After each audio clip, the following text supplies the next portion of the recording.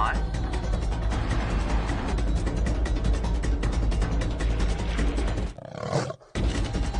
5, 4, 3, 2, 1.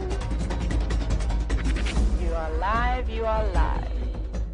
Good afternoon and welcome on this afternoon's Sunset Safari. For those of you who are joining us for the first time, I'm actually going to stop the car because if I try and do this and track at the same time, we're going to miss something. My name is Jamie, and this afternoon I have Gert, also known as Carrot, on camera with me. I'm not sure how he feels about that nickname, but he's shaking his head at me. But nevertheless, that is the way things seem to be going. We are coming to you live from Djuma, Arathusa and Cheetah Plains Game Reserves in the Sabi Sand in the Greater Kruger National Park area of South Africa. Not only are we live, but we're also interactive, which means you can send through your questions on hashtag SafariLive on Twitter, or you can email through to questions@wildearth.tv. Brent is also out and about with Genre. I don't actually know what his plans are. He's gone off somewhere that way, the sort of easterly direction. I'm in the western corner of Djuma, the southwestern corner to be exact. And the reason I am concentrating so hard right now is we had a really exciting moment at the end of the sunrise safari this morning. Now, Herbert was hard at work helping us track down things this morning. He drove along this road, he came back 15 minutes later, and there were fresh leopard tracks. He thinks of Shadow and her cub. So Shadow, the daughter of the famous Queen Karula of Djuma, who shares her boundary with her mum and who has a 4-month-old leopard cub with her. Now, we're concentrating really hard this afternoon. First of all, we're going to make sure that she hasn't come out of this area, and once we've done that, then I think I'm going to go for a little stroll into one of Shadow's favorite spots and see if she doesn't have a kill hidden somewhere in here. So bear with me while I keep glancing off to the side. This is a main road. She has picked sort of a spot where lots and lots of things happen.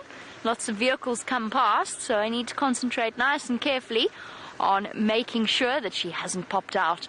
But luckily for me and for you, it seems as though Brent has gone off to a very special spot.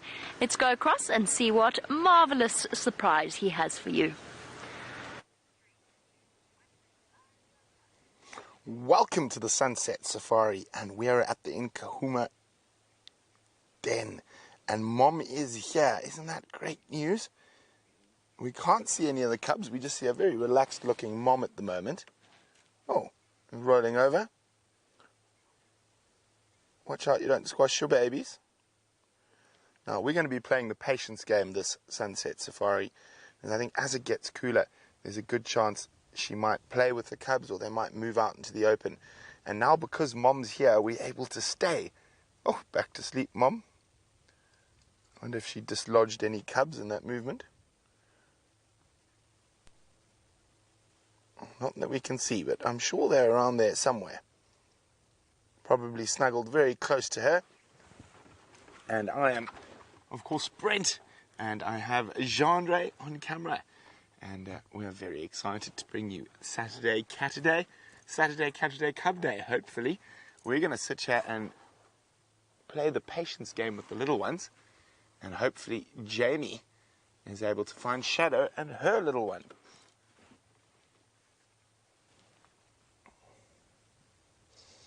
Now, I'm surprised we haven't seen a little flicker of movement from one of the cubs. Now that Mom's rolled over, they might squirm out to try and get a drink.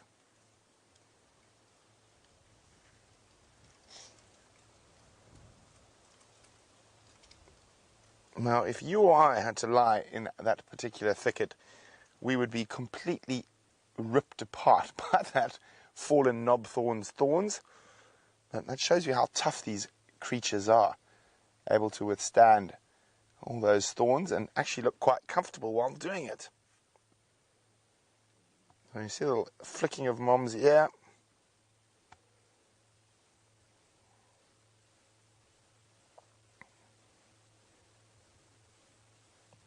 Still no sign of the little ones. I'm very confident they're there.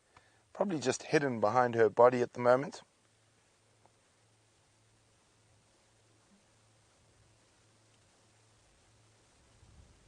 I think the first sight we're going to see of them is going to be around the center of her body there, as they might wake up and get a bit thirsty and head. There we go, for that area Jeandre is zooming in on. Oh, we can see all the flies on her.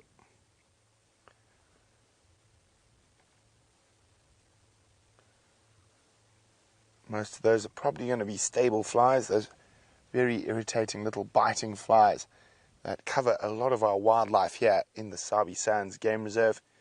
And we're at the moment on the northeastern corner of Djuma.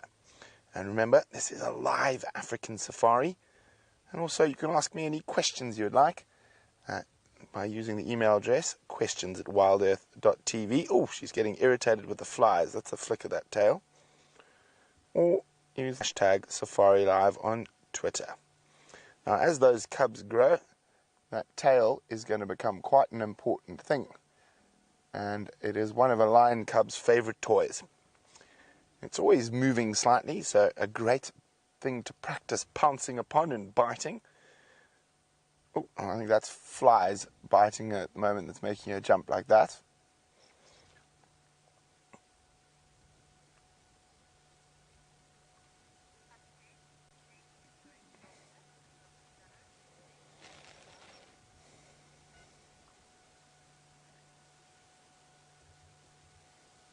Just trying to scan very carefully, see if I can pick up any movements of the cubs. Now, this is the first time that I've been here, and I think also Jeandre's been here, that Mom's actually been here. Normally we just stay a couple of seconds and then we move out. But now with Mom's here, we're going to have the opportunity, sorry, the sun is right in my eyes, it's right behind us here. We're going to have the opportunity to spend a bit longer here and hopefully get some incredible shots of those gorgeous little Nkahuma babies. Sorry, I can't stare at the sun too much longer without going blind. Jeandre, of course, is going to keep the camera on me. He thinks he's very funny. Look at the lion, Jeandre. Well, I'm looking at my monitor now, Jeandre, so yeah.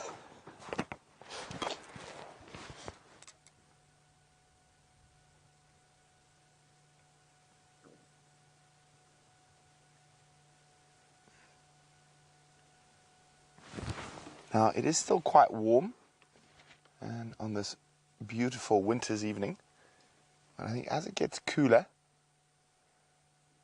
Mom might move out into the open, and I'm hoping she brings the cubs with her onto the open of the termite mound. And hopefully we'll get a sight of them playing. Is that a cub there, Jeandre? Is that a paw? So we're just trying to spot, it looks like a paw.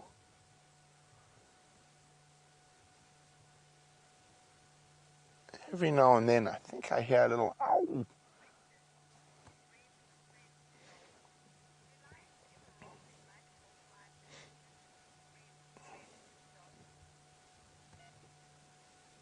Red Dog is wondering, do lions ever roll in mud for fly protection? Jeandre is trying to make me stare at the sun again. I'm going to stare to see if I can see the little cubs. No, they don't. Generally, they'll rely on those twitches in the skin, those sort of nervous reactions. Well, not nervous reactions, nerve reactions. That send a little shimmer, almost like a twitch through the skin to try to dislodge flies. Also flick their ears, swing their tails. And in certain areas, when the flies get really, really bad, they'll often climb up into a tree. And so lions can climb trees, they're just not as good at it as leopards are, and where there's a slight more of a breeze to protect them from the flies.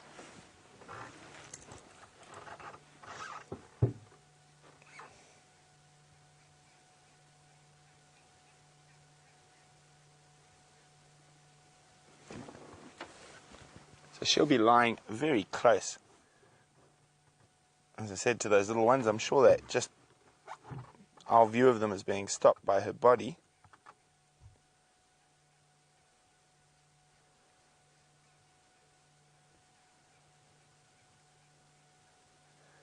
So I heard right at the end of the sunrise safari that she had come back and someone had spotted her walking back in this direction.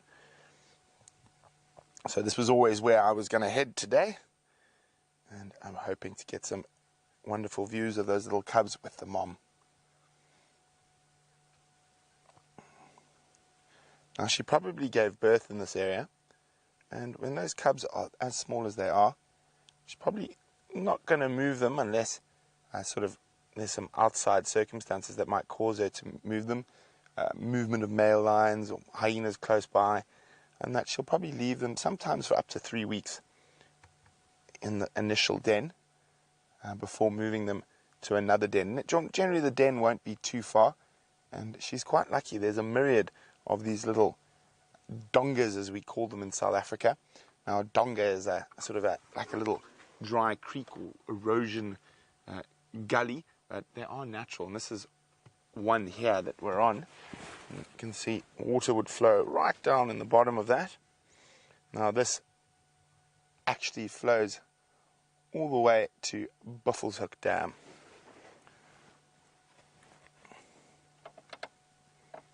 So I just need to be on the radio for a second.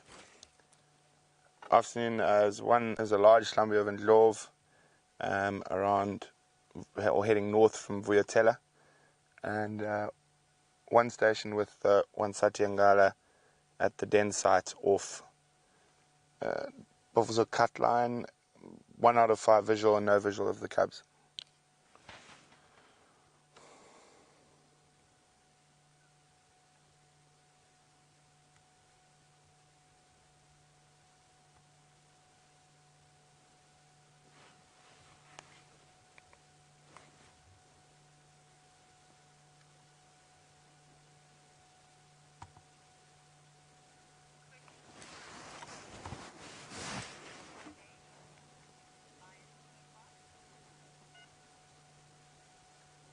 Come on, Mom, move so we can see the babies.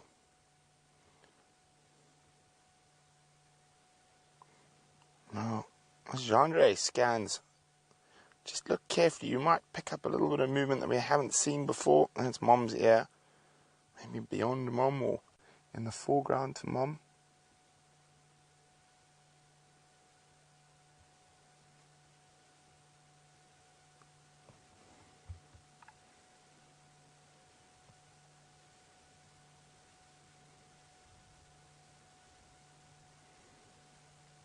Apart from the occasional flick of a tail or movement from the biting flies, Mom looks quite relaxed.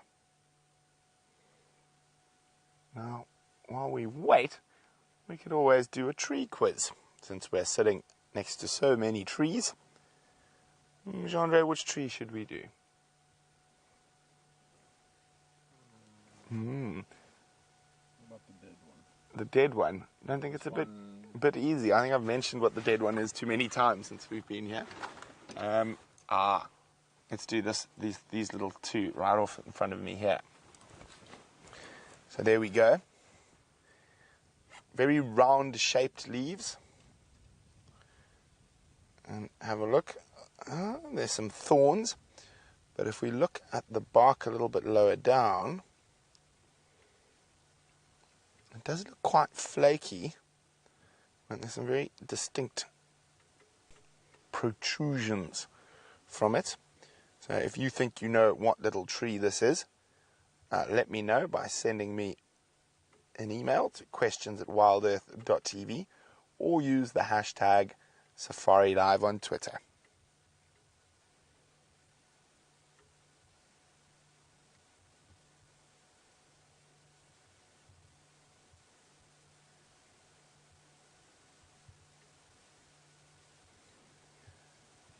Mom is not moving a muscle at the moment, and neither are we.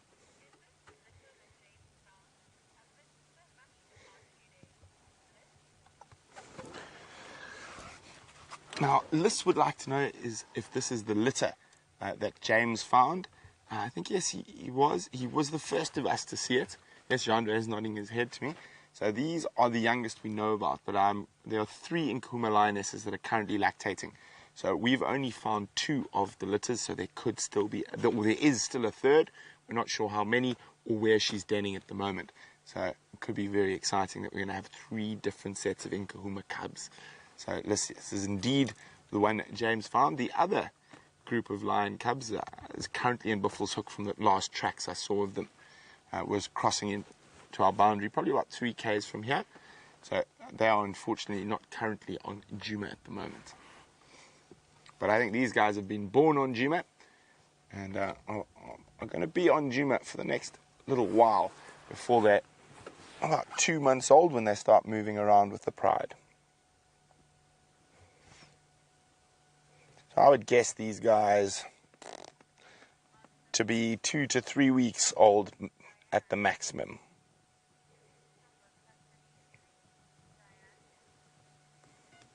So we've had one guess for our tree quiz, and it is not a silver cluster leaf.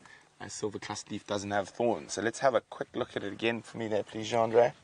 Let's focus down on the bark a little bit lower. Okay, so we can see there, silver cluster leaf has got very distinct bark. I'm trying to see one, but I can't see one near us at the moment. But if we look more carefully on the little branchlets, there are hooked thorns on that. So it is not a silver cluster leaf. And also the shape of the leaves, very round, and they're binnate leaves.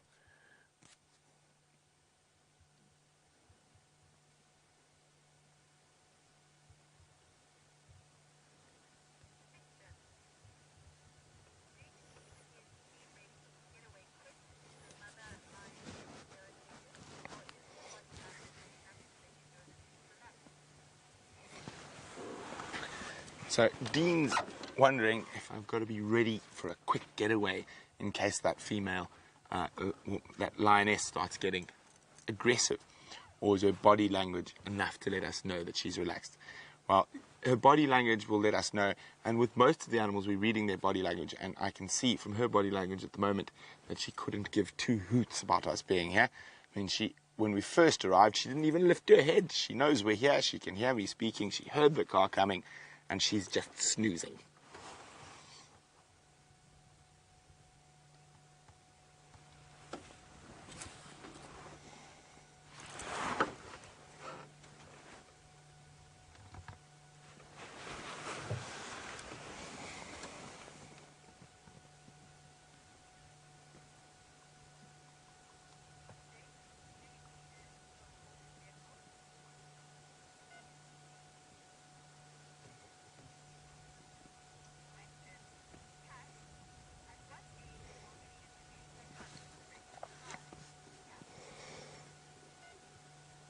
Kat's wondering at what age will she introduce them to the rest of the pride.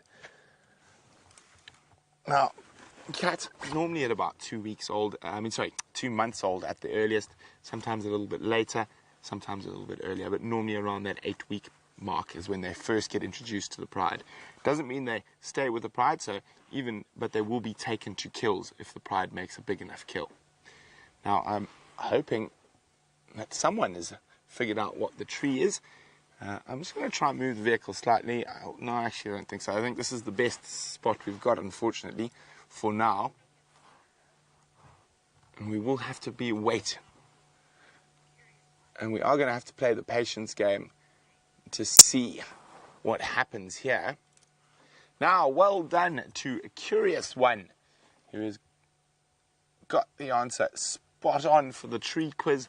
These are two very young knob thorns, or Acacia nigrescens. Now, it seems like Jamie has been walking after leopards, and she's back on the car, so let's go see if she's had any success.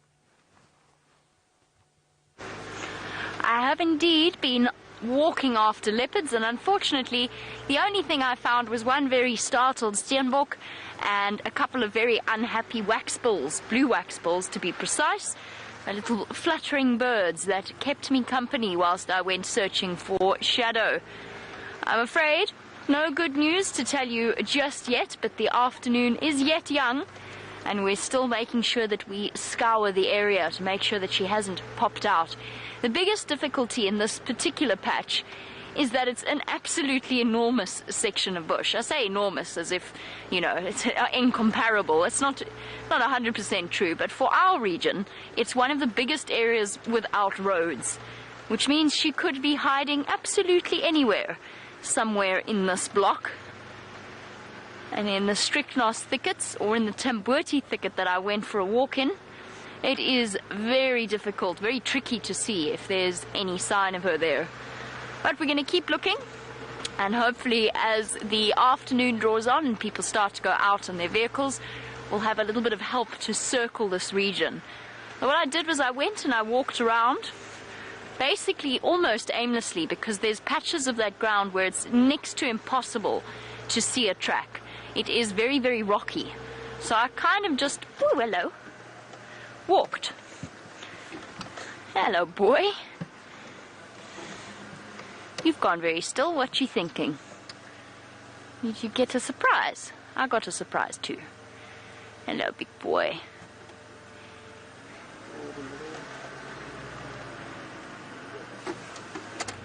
Oh, what a nice way to start off our afternoon. We might not have a leopard, but we do have an elephant bull that is doing marvelous work in clearing away strychnos, or monkey orange, from this area. My other suspicion is, while I was walking around in there just speaking about elephants, I think that there is a very good chance that at some point a shadow was chased by an elephant herd. They're fresh tracks all the way through, over parts where I could see her tracks. I think that perhaps she has been chased a little bit further into the block. Hey, boy. You've made life very difficult. Totally hidden away. I think he's going to move out into the open for us, that we'll be able to have a slightly better look. So a youngish male, just judging by his size, I would say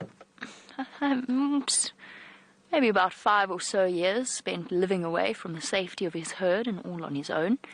At this point he's relatively comfortable with his own size and quite content to accept a life of solitude for now. Little big boy, there have been so many elephants around. It's been an absolute pleasure.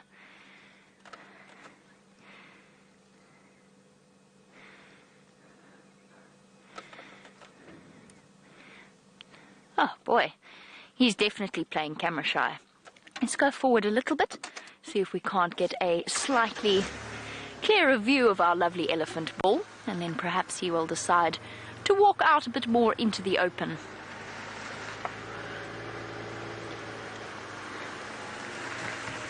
Hello, boy.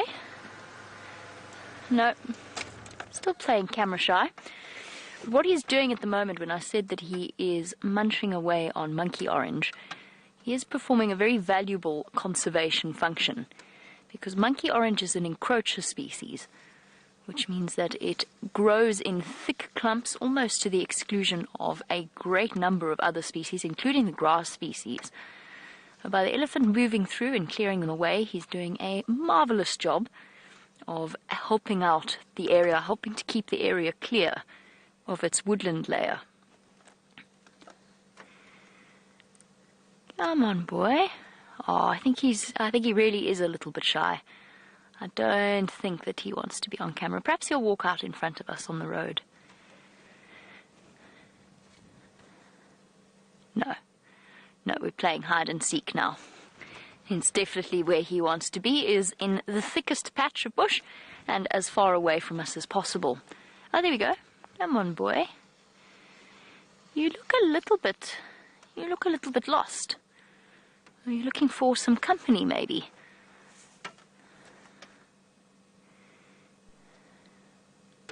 There's something wonderful about watching an elephant move. There's that slight tilt of the head in our direction. It doesn't necessarily mean he's angry. It's just like a natural curiosity to turn and watch us.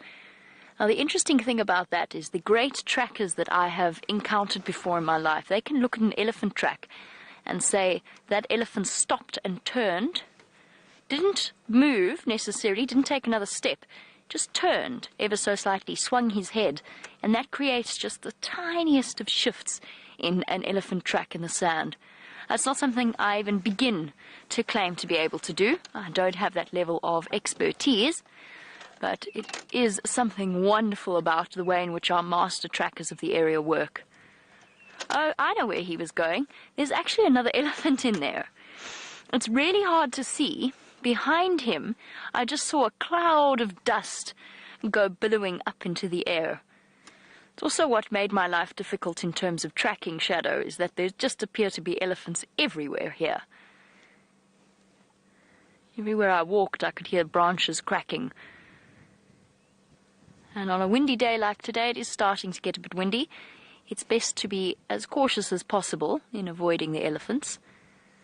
That's why he looked so lost. He was on his way to go and join a friend. I'm not sure if you saw that dust cloud, but there was one, promise. There's definitely another elephant in there. Alright, let's go check a bit further north, make sure Shadow hasn't crossed up there. So she shares this boundary. We're on the boundary between Djuma and Arathusa. And she shares this boundary with her mother. Now Brent spoke about this 2 days ago when he saw Saleheshe right in the middle of Shadow's territory. Saleheshe is another female leopard coming in from the western edge of Shadow's territory. And we think she's pushing Shadow, and Shadow in turn is going to push more and more into her mother's territory. Because whilst female leopards are territorial, even when they're related, even if it's a mother or a mother and a daughter, it's still kind of the lesser of two evils for Shadow to move away from a large, unrelated female and towards the territory of her mother. And there's a whole section here that's kind of not quite a no man's land, but it's that exact boundary that Karula and Shadow share. And that is where we are checking our... As I said, the biggest problem here is that this is the main access road from the gate that leads into the reserve. So anything from trucks to lorries to guest vehicles, whoever might be coming through here, they all drive along. And as a result, it becomes very tricky to see whether or not there's any tracks coming out. I think what we should do, actually, is we're going to just quickly pop over to Red Dam in case we have missed her tracks. We'll pop over to Red Dam, see if there's a chance that she's drinking around there. While we do, let's head across to Brent for an update. Can't listen to it. So there we go.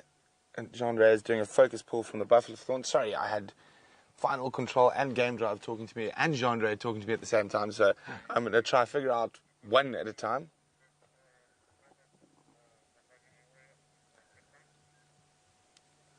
Jamie's still following up on it now. It went into the block to the west of Zoe's. Their general direction was sort of almost due west into that block. But no sign of them crossing Triple M. Oh yeah, sorry. Yes, Jean-Ray, that it was a buffalo thorn, and that's what Jean-Ray was asking me. And then I don't even know what Final Control was saying, but literally at the exact same time I had 3 people talking to me.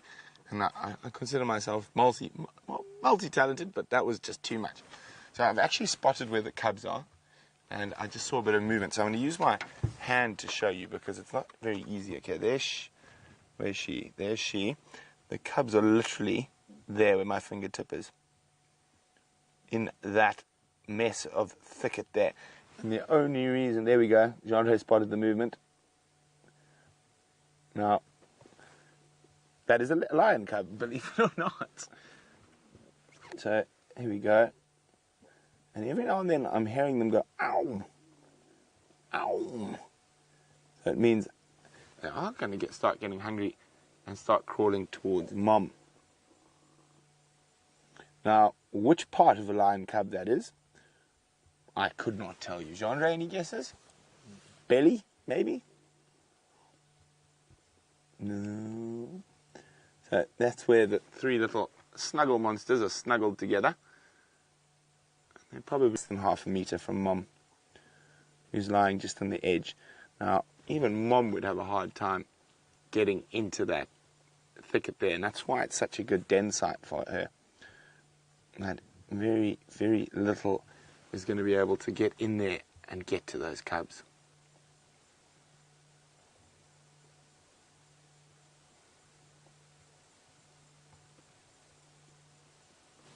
As I said, hoping she's gonna call them out.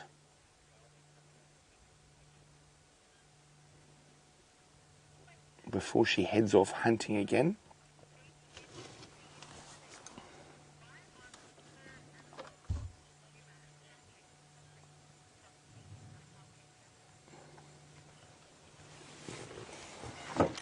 Oh, hi, Mitch.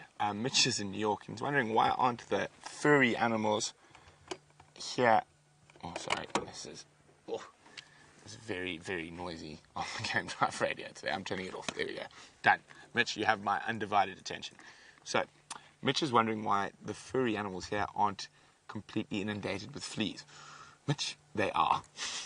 But they're just used to it, and especially the denning animals like hyenas, wild dogs, even warthog, they all get complete infestations of fleas, and that causes them to use different hideouts or different den sites from time to time. That's why hyenas are constantly on the move, is because of fleas. Most of the animals here that have got fur, and predators in particular, will have fleas, and it's just one of those things about being out in the bush, and they don't have anyone to put a flea collar on them. Although I think Jean-Andre might want to try with this lioness. Jean-Andre? No? Okay, Jean-Andre doesn't want to try put a flea collar. I certainly don't. So I think we'll leave it at that. That they do have fleas, but unfortunately for them, there's very little they can do about it apart from scratch the itch.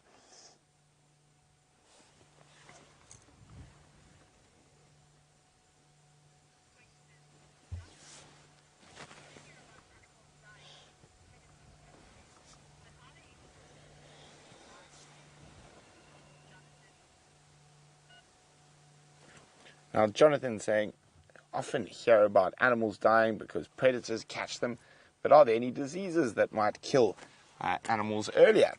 There's a whole host of diseases, but even then, the predators will eat those animals once they're dead. That's how things work out here. And you'll find a lot of the predators are immune to lots of nasty things that would probably be quite bad if you were an impala. Because they're able to eat carrion, rotting meat, botulism, all that type of stuff, they're actually quite immune to. And as soon as an animal starts getting affected by a disease, it becomes slower and weaker, and that's when the predators pick them off. So it's a bit of a combo in that case, that they don't really manage to get away too easily. Even if they are feeling a bit under the weather from a disease, the lion or the leopard or the hyena or wild dog, cheetah, will take advantage of that. Come on, little guys, get hungry.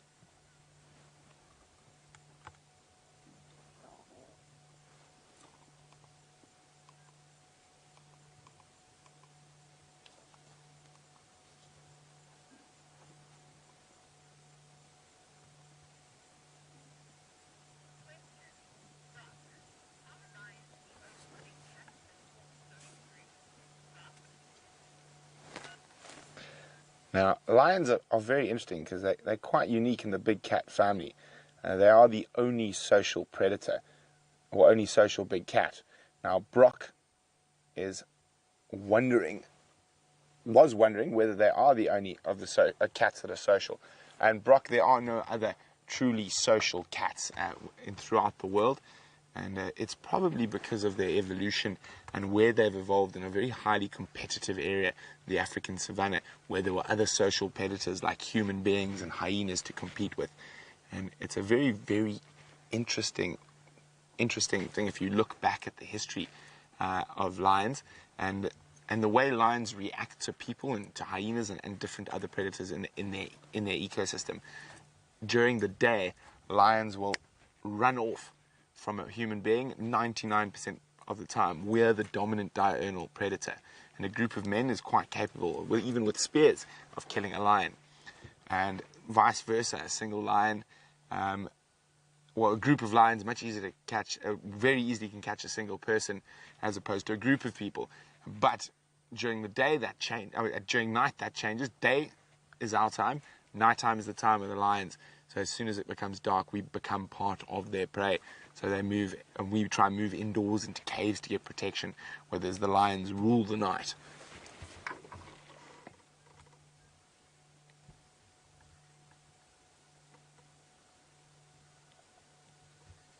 Oh, look there on the... Oh. It flew off. Flying towards the line. There was a Jean-Andre's favourite, a butterfly, but it escaped.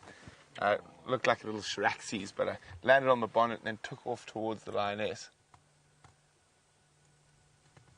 Still no movement from those cubs.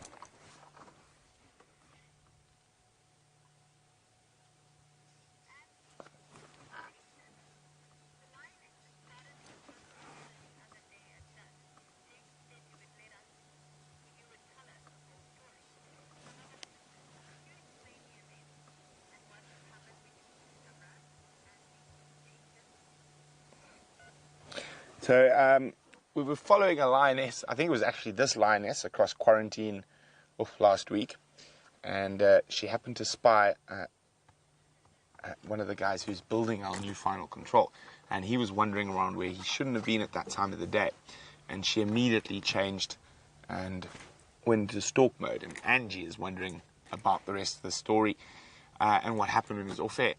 Not much. I think pretty much basically what happened while I was on air. I drove and put the vehicle between the lioness and the person, and then I shouted at her and went, "Hey!" and I tapped the side of the car a bit, bang, bang, bang, bang, bang, just break her concentration, and then just kept my vehicle between her and the person until the person had got around the corner and into the staff village. Then left her, shouted at the person, and then went back and followed her to have a drink. And so, fortunately, the story could have gone a little bit worse, but she was quite full. If she'd been really hungry, it might have been a little bit more difficult to dissuade her from stalking that person. What have you seen, Jean-André? Nothing. An ear twitch. An ear twitch, yes. Now, for those of you who watch lots of nature documentaries,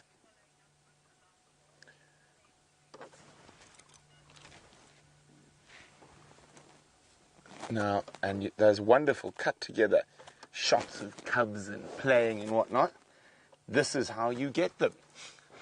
By sitting and waiting patiently next to a lion or leopard den.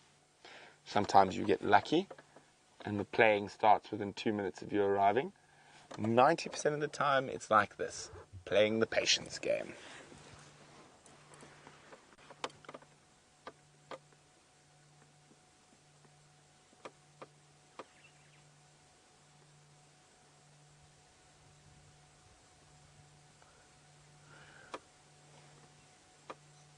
I think what we might do is go for a little amble to the Buffalo's Hook waterhole and then come back in 5 or 10 minutes. And maybe something will have changed. But I don't see it moving in the next 30 seconds. So. But there's always a very strong chance that we will not get to see them playing this evening, because when it gets a little bit later, we immediately zone this area. There's no after dark activities or spotlights or lights. Even before the sun goes completely down, we'll zone this area.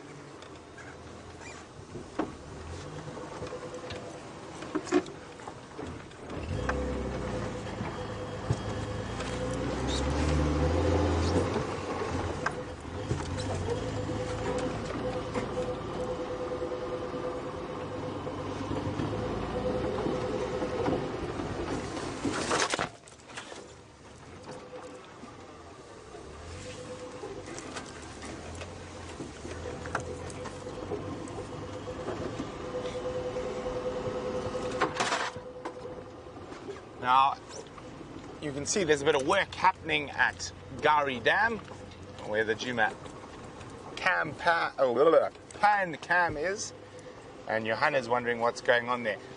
They are deepening and bolstering the wall in case of La Nina at the end of this year, and they're also bolstering the wall of the little Djuma pan. The elephants and buffalo keep breaking it down, and the water, the precious water, keeps disappearing.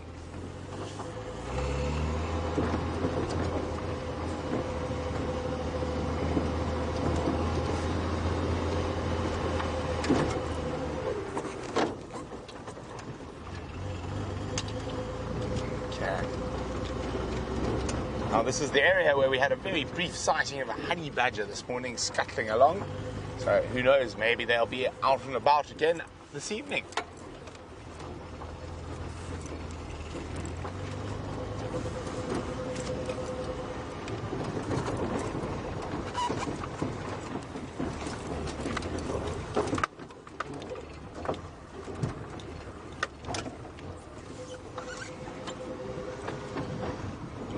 going to have to go under the leaning.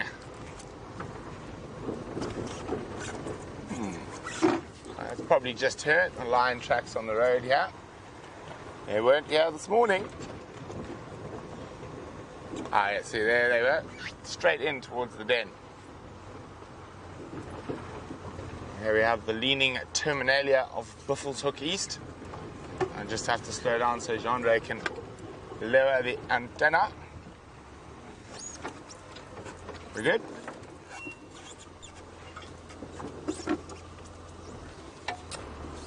There we go.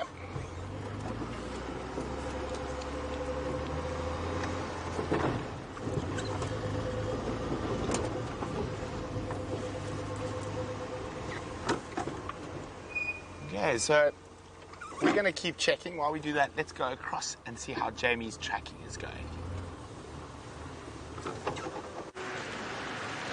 While Brent heads and checks out Buffelshoek Dam area, the trail for Shadow is hotting up, and something scared a group of kudu in this block where her tracks lead into. They were giving off those deep booming bah sounds that are so typical of kudu alarm call. The difficulty is I don't know whether she's moving this way or that way. I'm desperately trying to split myself in two to try and work out where she's going to go. Our biggest risk is that she's going to cross Triple M without us finding her, because that's where those tracks will disappear. Now let us go and double check she's not on her way here. And then unfortunately at some point we are going to have to return to camp, because poor Gert's earpiece has stopped working completely, so he has no idea when we're live and when we're not, and I actually forgot to tell him that we were about to go live. Alright everybody, eyes peeled. Kudu tend to be very, very reliable in terms of their alarm calls. They are so good at spotting things. They very seldom give a false alarm. And the reason that their bark is so deep is because a deep sound travels further through the bush. So long sound waves, essentially, travel further than short sound waves. That deep barking sound, the loudest alarm call, the loudest vocalization of any antelope that we get out here. And they were trying to tell us that there's a leopard somewhere here. I think. Might have been a lion. You never know. Generally, a kudu don't alarm call for anything else, really, unless it's a cheetah, which is possible, but quite unlikely. Shadow, we know you're here somewhere. They were just a little bit in here, looking. I couldn't actually see them properly.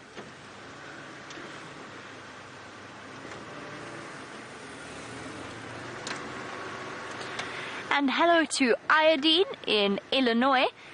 Iodine wants to know what would happen to Shadow and her cub if they encountered Karula. What would Karula do? Oh goodness, here comes the dust cloud. Oh well, gives us an opportunity to sit and wait to see if Shadow's coming this way. So Iodine, it's a weird thing. It's very unpredictable with leopard behavior, particularly mother and daughter. So there have been recorded cases of mother and daughter sharing a kill.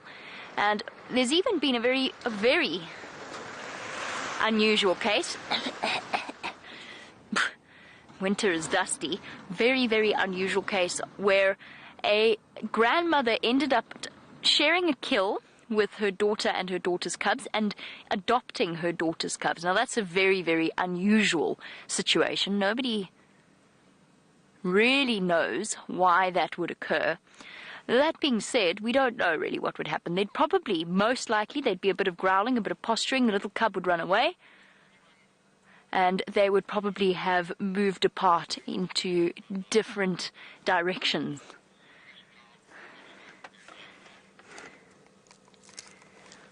I'm just listening. I'm sure she's there. This is so frustrating. I'm sure she is somewhere in this region. Kudu don't alarm call for nothing.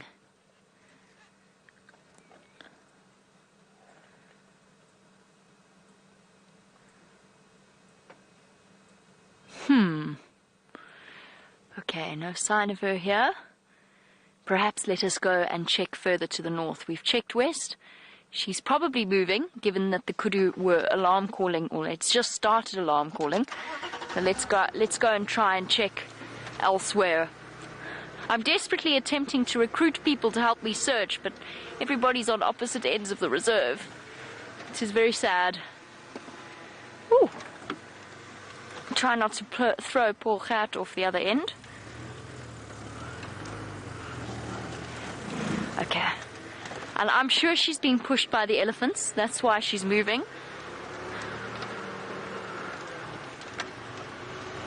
Okay, one last solid good check behind me. And that she's not coming through here. And then let us go a little bit further in.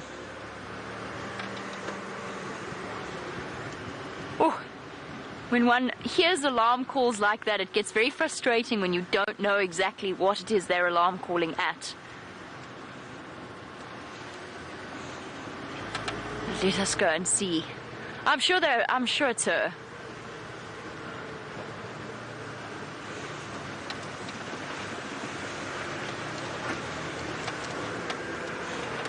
Now, unfortunately, poor cat is going to have to live without radio comms for now. His poor defeated earpiece dangling from my fingertips, because if we leave now, we might miss an opportunity of finding her, which I don't want to risk. So poor cat's just going to have to do it. You think you can manage her? I will. Okay. He says he'll manage. Balanites tree. Or the Gowrie repeater. Let's go check the Gowrie repeater. Eugene would be proud. Okay, everybody, keep your eyes peeled. The interesting thing is that there's a herd of impala just here, and they have not alarm called at all. Or there was an impala alarm call. Blah. Try that again. There was an impala herd somewhere here, and they've been completely silent. It's the kudu that have been unhappy. The impala are looking at us. They're not looking at a leopard. So she must, the impala, the kudu alarm calls came from further in, which means that, which does mean that she must be further into the block. Hello, Impalala. Have you seen a leopard by any chance? They look okay, a bit bunched together. They're not feeding. But that might just be because that ram has caused them a little bit of concern. No, they seem fine. They're not even staring off into the same direction. Okay, let's go check Gowrie repeater. Hey everybody, keep your eyes peeled. Chelsea, are you looking hard? I've got Chelsea on the back, by the way. And she's going to help us keep track. And while I look for footprints crossing this road, don't think she would have crossed yet though. Oh, this is such a tricky spot, and it's one of Shadow's all-time favorites to disappear off in here.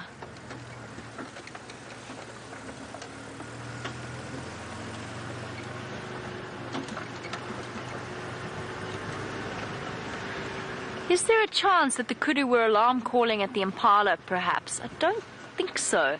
As I said, they're usually quite reliable, but you never know. They might be getting confused.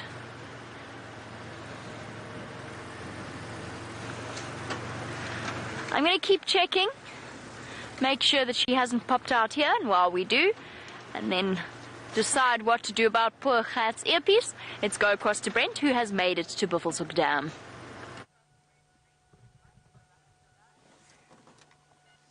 So you can see how the drought is taking grip of the Buffelshoek waterhole, and it's mostly mud now, and unfortunately for Bachelor Bob, it's the only water he can access. So the other deeper water holes will be full of big nasty male hippos that won't let him anywhere near the ladies. And of course Bachelor Bob is not the only one who's going to suffer as this water dries up. Oh, what have you spotted? Oh, he's just got some mud on his top of his head. Nice reflection there as well. And if we come out onto the mud over there, there's another critter that's going to be looking for a new home in a couple of weeks. It's a little hinge-backed terrapin who's basking in the sun at the moment. But they are going to have to move from what water that is left here. Now they will walk happily all the way to sort of the Djuma pan, and I think you might find that pan quite full of other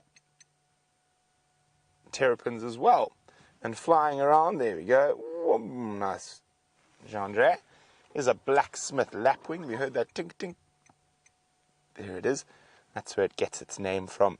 Sounds like a blacksmith hammering steel on his anvil.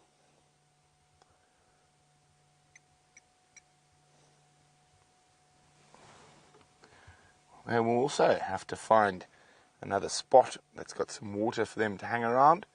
Fortunately, they're not as dependent on the water as some of the other species that are here at the Buffelshoek waterhole at the moment.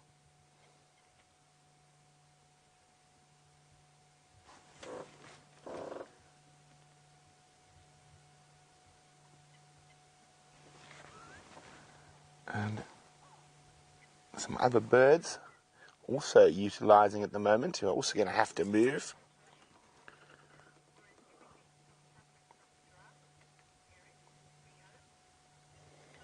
Now, our dry seasons out here are always dry, and Eric in Rio is wondering, is this a normal dry season or not? No, Eric, this is much drier than it normally would be at this time of the year, and there's barely a blade of grass, and there's been almost no rain throughout the rainy season, so that's... What have you spotted, Jean-Andre? No grass. Oh, no grass. Jean-Andre is showing you that there's no grass. But speaking of birds, it sounds like there's a really nice little bird party behind us. I'm just going to try and move. I can hear at least 4 or 5 different species, and I'm really hoping one of them could be a new one for our birders out there. So we're going to fall off the back of the damn wall. Whoa! Maybe not literally go that far.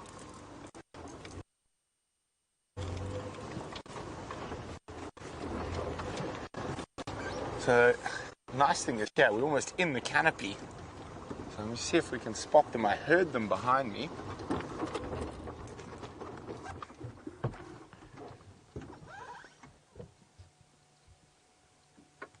Okay, I'm just trying to spot them.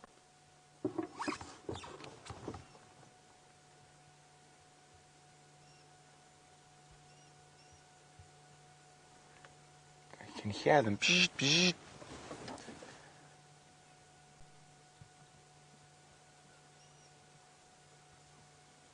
I think let's have a look a bit further forward.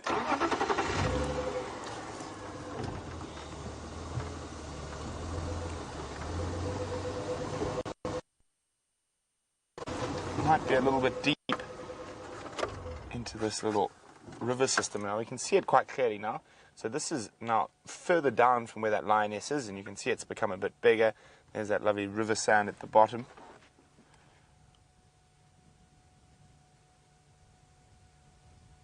And that little bird party sounds like it's a little bit too far down this little river system. Okay. Going to wander on a little bit more.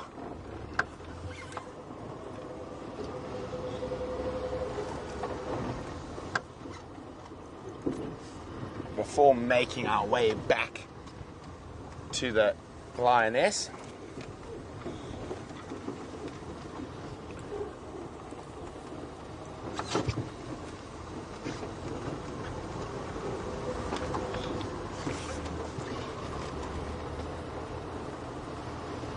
See what else is out and about in the northeastern corner of Djuma.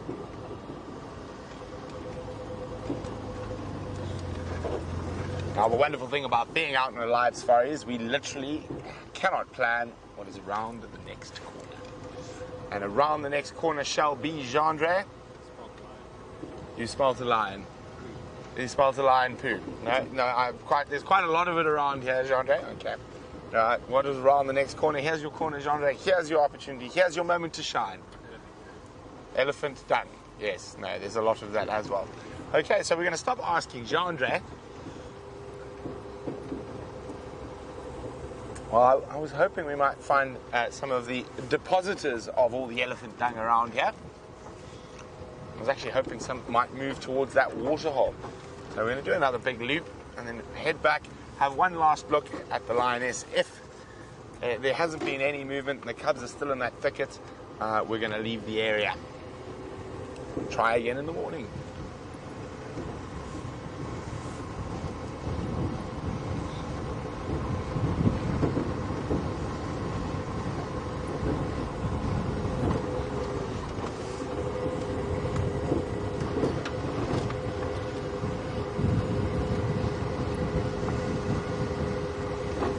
Chandra, wasn't it this mountain that we sat upon and got elephants right up next to us? I think it was. See, this big termite mountain, Chandra and I were in bushwalk. The grass was much higher, giving us a bit more cover. And we sat up there, and the elephants literally walked about 5 meters from us while we were sitting on top of that big termite mound. That was a very pleasant morning, wasn't it?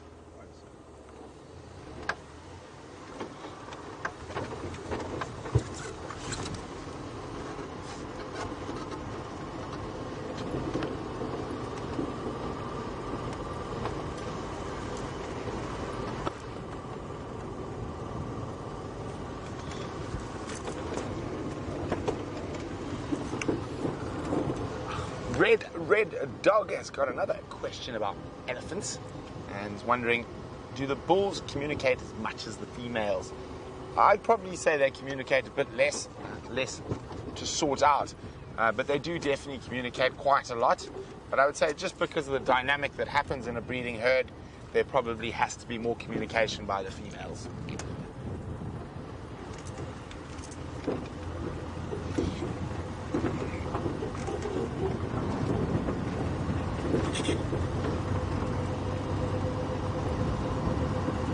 Now, I actually don't think I've driven on this road since I've been back from leave, so good to catch up, see if there's anything new happening in the area.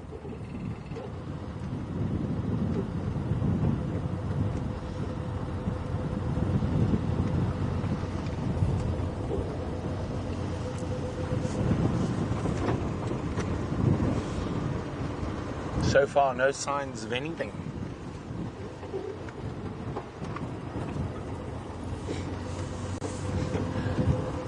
Hi, Mia. Mia says, come on, Brent, find a porcupine, pangolin, and aardvark, please.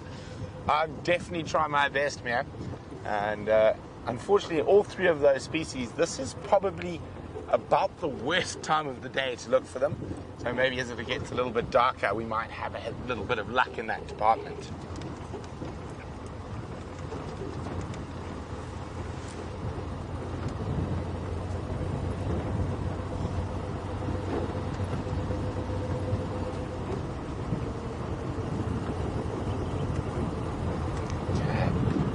I'm really surprised there's not more sign of elephant at the moment.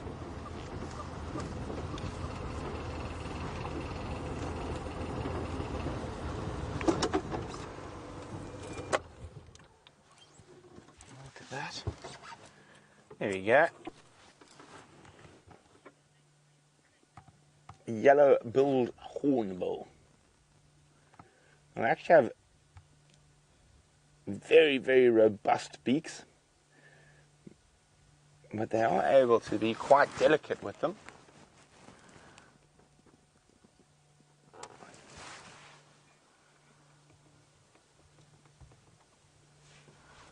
Can you hear the little tuk tuk tuk tuk?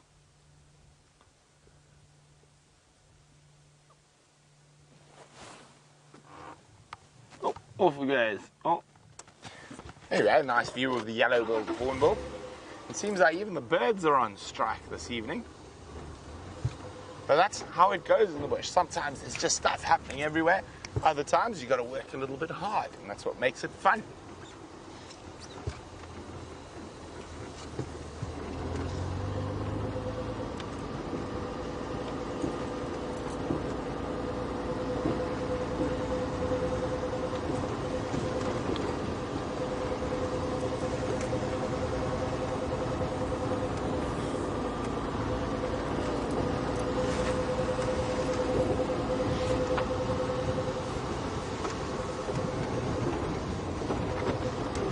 Sorry guys, just got to be on the radio.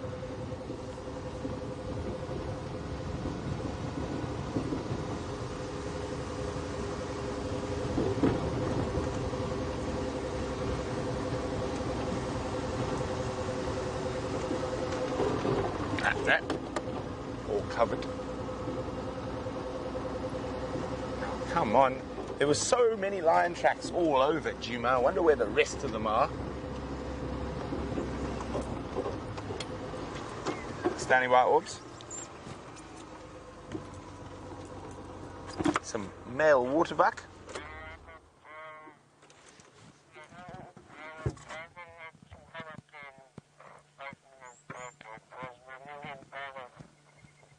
Yeah, a fluffy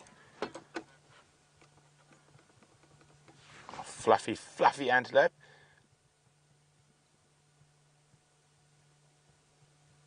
Two young bulls.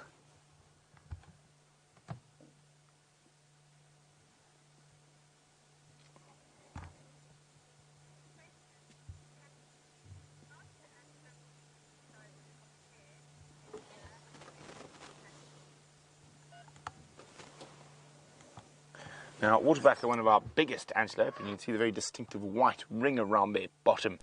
Makes them look like they've sat on a freshly painted toilet seat. Of course, they haven't. It is a following mechanism, so they're able to follow each other through the bush. Now, Kathy's wondering, how do antelope out in Africa's sizes compare to deer and moose?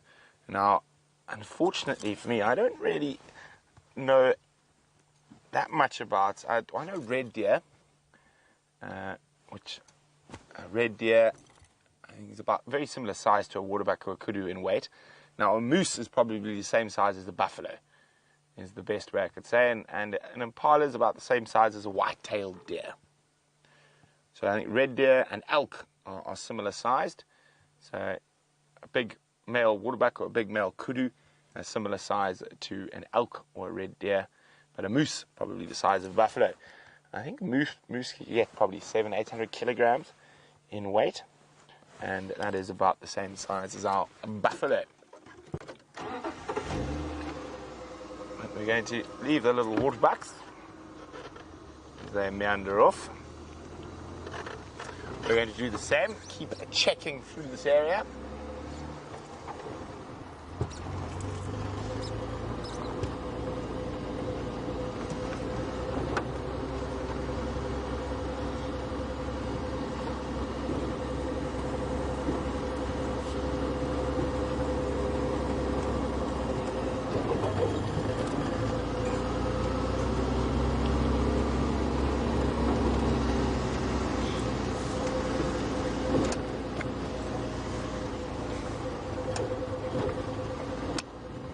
Hi Monique. Monique says, how about finding us a snake? Apparently today is World Snake Day. I didn't know that, Monique. I'll have to post a picture of a snake for World Snake Day when I get home. I'll try my best, but again, also this time of the year, not the most ideal time to be looking for snakes.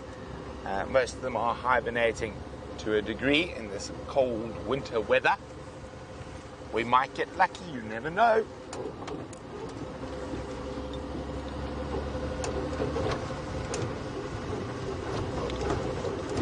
Well, it seems like they've fixed Carrot's earpiece, so let's go see what they're up to. I'm sure they're going to be hot on the heels of Shadow. We have indeed, and I have marvelous news. Not only does Gat now have communications with the outside world, aka Jerry, who is talking in our ears, but we are heading straight back to where we heard those alarm calls. Even better news, Herbert is going to be with us. So Herbert is racing along behind us. I hope not eating my dust. I didn't actually ask him which way he was planning on going. He is convinced that she has made a kill in there. Absolutely convinced. In fact, I just met him now outside the gate. It's like I told you, Jamie. I promised you she's got a kill in there. I'm going to take Herbert at his word because Herbert is a tracking legend, and we're going straight back to go and find this cat.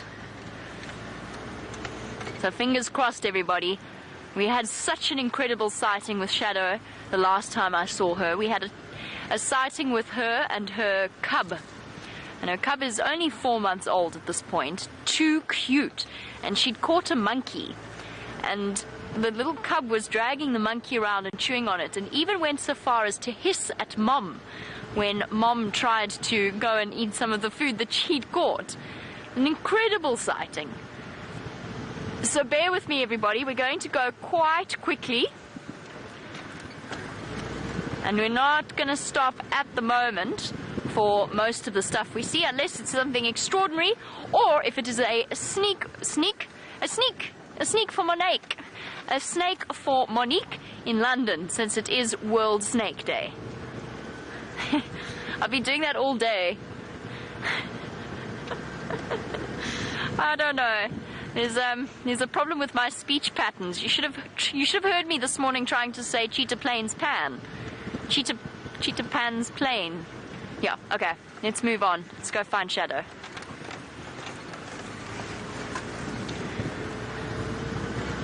Okay. Such a pity. This is such a pity. This is such a tricky block. This is ridiculous.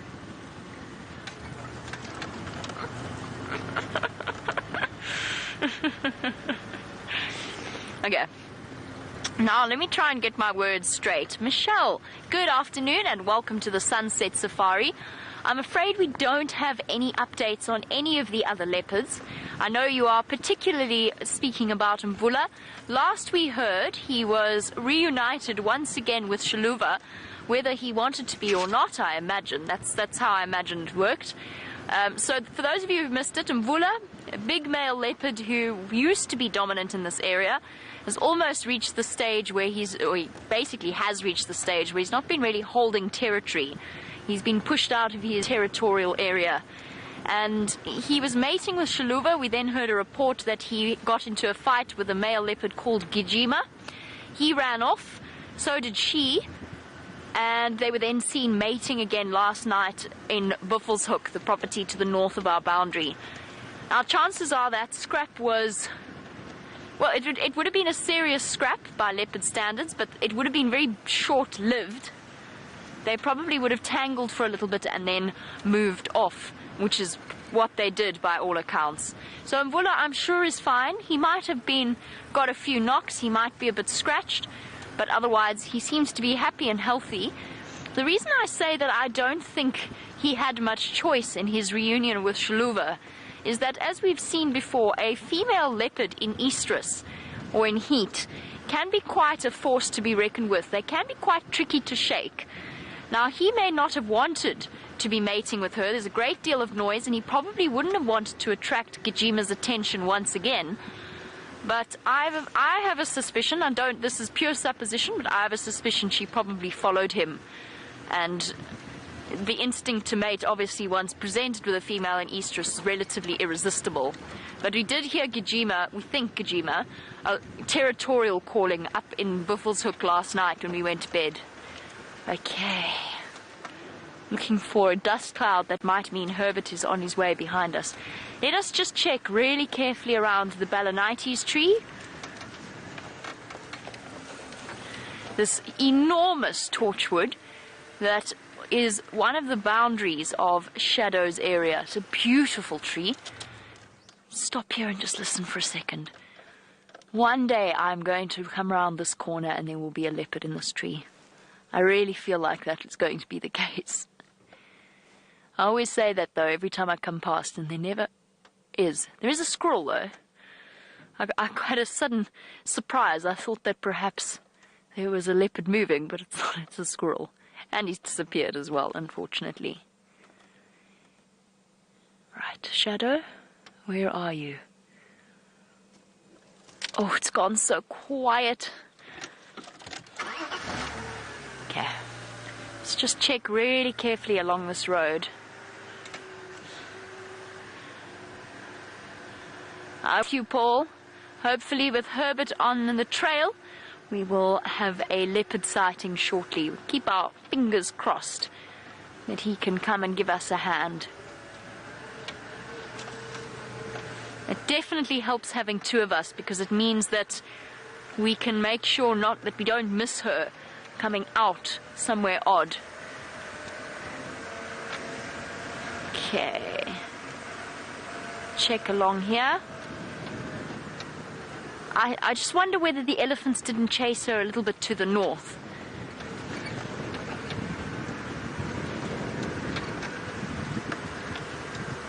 Okay. We're quite far away from where those alarm calls happen. I'm going to do a big loop and then go back to that region. Because there's the one other possibility, and one is that it's something that Herbert suggested to me.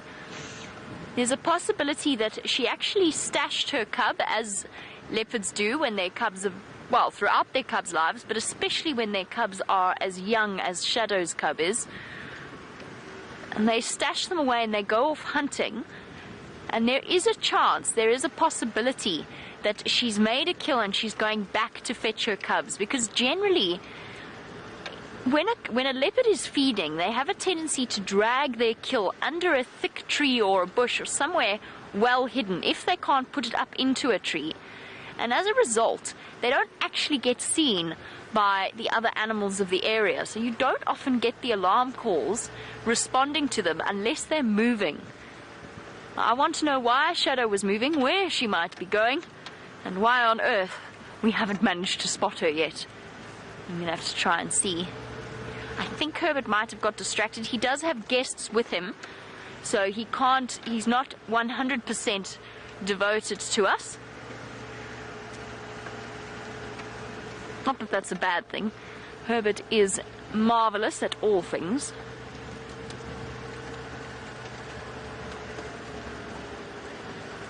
There's some very gentle squeaking coming from Wendy.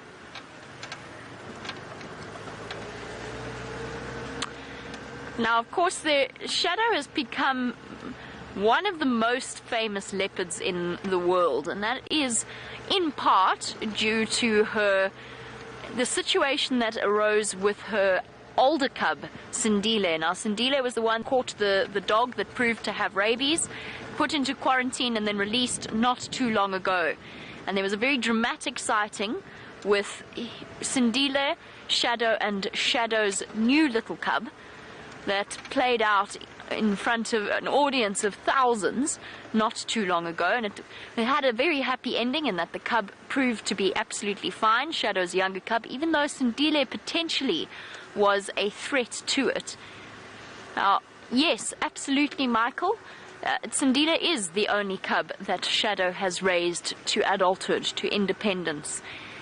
There's a lot of conjecture about what it is, because Shadow is Karula's oldest daughter. She's nearly 10 years old.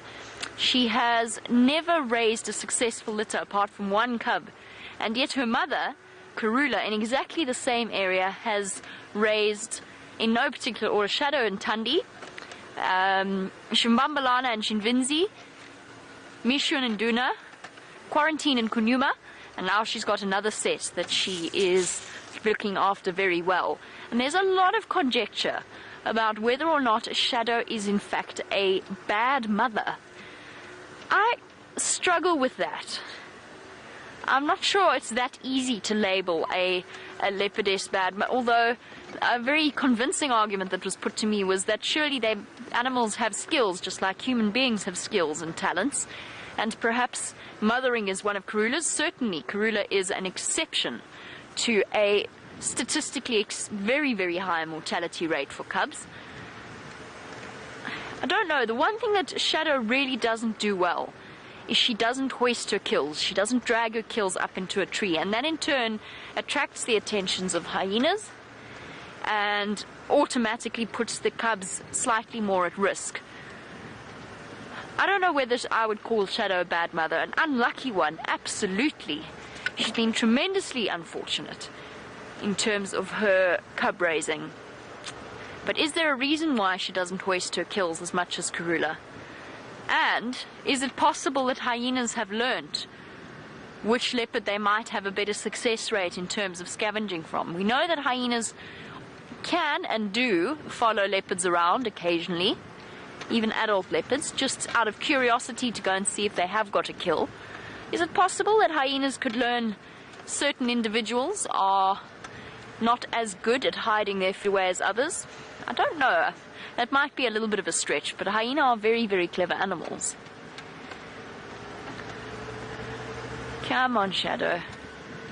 It's so quiet out here. It's too quiet. There's not an impala. No warthog.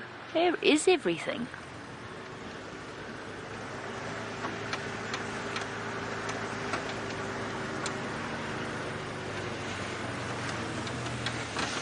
And we have as always, we usually gather 1 or 2 new viewers every single drive. And it is our pleasure this afternoon to welcome Emma Thompson, who is watching our show live. Emma Thompson, it's wonderful to have you on board. I am assuming that you are probably not the great British actress Emma Thompson. Somehow I can't imagine that in taking time off writing screenplays and whatever else Emma Thompson does these days, but I could be wrong. Perhaps we have gathered the great Emma Thompson onto our viewing list. Not that you would be any less welcome if you are not, in fact, the great British actress Emma Thompson. And I really hope we manage to find this leopard for you. It will be a very, very pleasant afternoon if we do. So welcome to Emma Thompson. Don't forget, we are live twice a day, every day. 3 hours in our morning, 3 hours in our afternoon.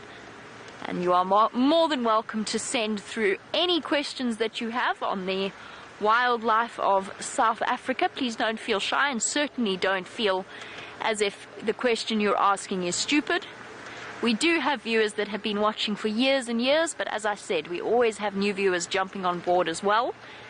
And sometimes we get a little bit sort of caught up in the excitement and we forget that there are newer viewers watching. And perhaps we don't explain ourselves as clearly, so please, Emma, shout if you want us to expand upon something more.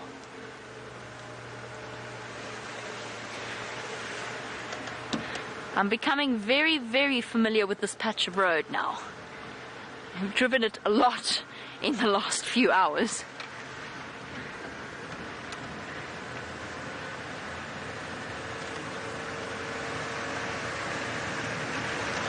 All right.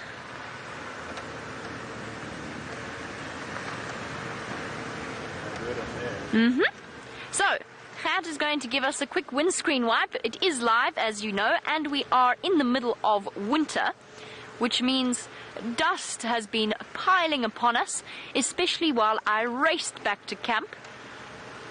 So the odd windscreen wipe is entirely forgivable, and I'm sure you'd entirely appreciate it. You should see when it rains out here. Constant wiping of lenses.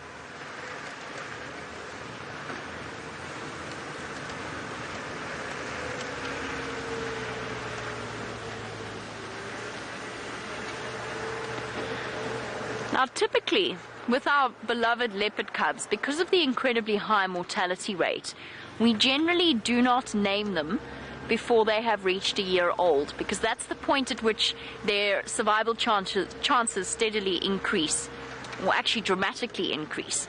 However, we broke the rules with Karula's cubs for a couple of reasons. Most importantly was that we were concerned because the guides, we didn't want them to get unofficial names that then became almost like official names, and to actually usurp the naming rights of the various guides in this area.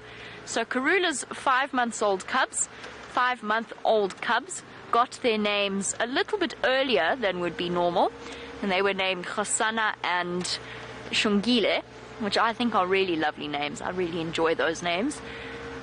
Deborah, who is our self-professed armchair traveler, as always, a warm welcome to you.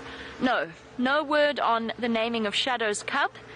The guides of the area, I think, agreed to naming them a little bit earlier, to naming Karula's cubs a little bit earlier, because she spends an enormous amount of time with us.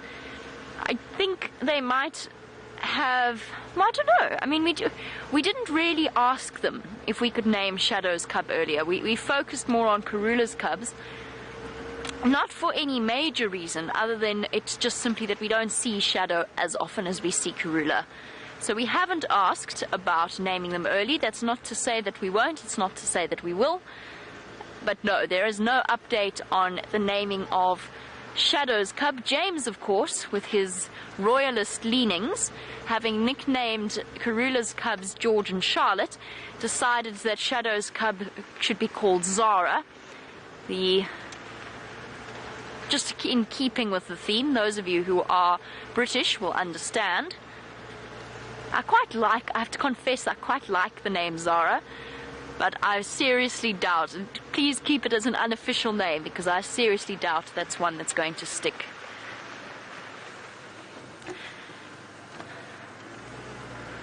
We've got the kudu here. We've got some kudu here. And they now look perfectly relaxed with life. They were not here when we last drove this road.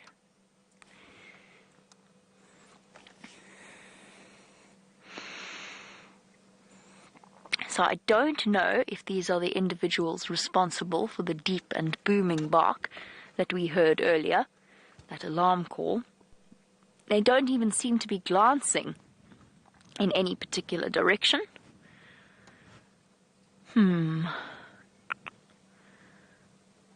I wonder. There's a whole load of them in here. As always with kudu, the more you look at, the more you see. Definitely one of our most graceful antelope, and they have a distinct advantage over the impala of this area in that they are much, much higher.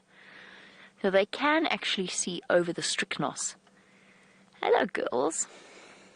I bet you know exactly where the leopard is.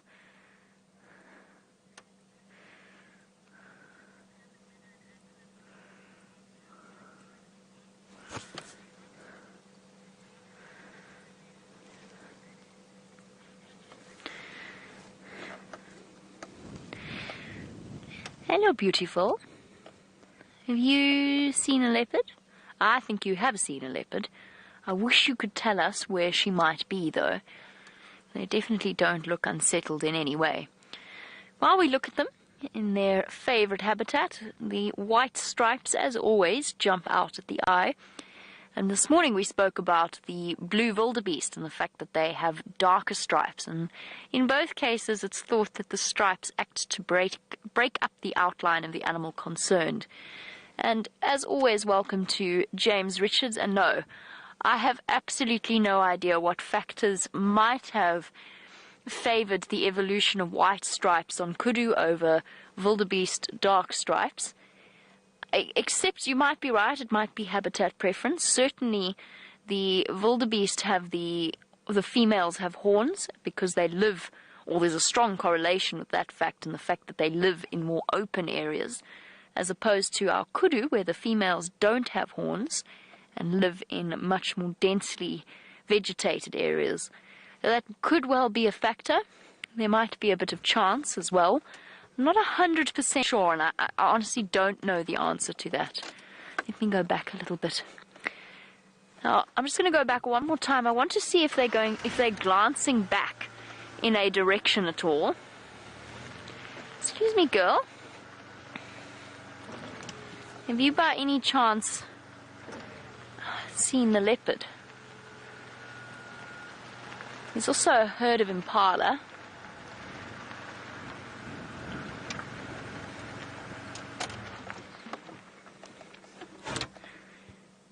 They look perfectly relaxed. Which doesn't really mean that she isn't here. It just means that they are no longer concerned about the presence of a leopard. I'm going to loop around, go back to where we heard the kudu alarm calling, because they weren't alarm calling from here. I was here when I heard them. I'm going to go see whether or not a shadow has popped out. In the meantime, let's head across to Brent for an update.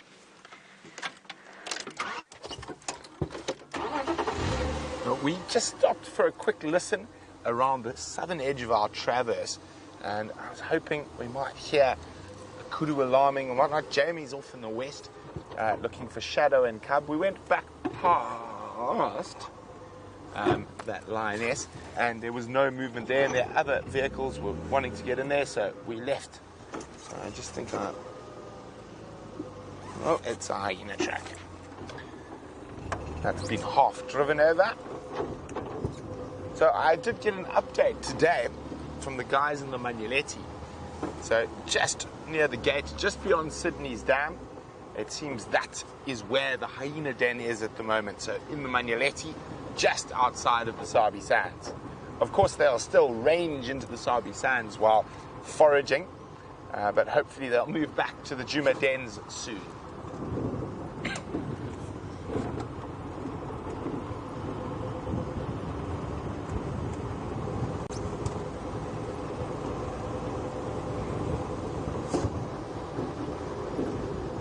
Now we might head across to Arathusa. I was on my way to go try see what the dam was looking like when we were lucky enough to hear those impala and monkeys alarm calling on yesterday's sunset safari and find Salahesh. And now, for those of you not sure, Salahesh is a female leopard who's traditionally been further to the west and south of our Traverse area. But now that her cub has become independent, she seems to be moving into Shadow's territory.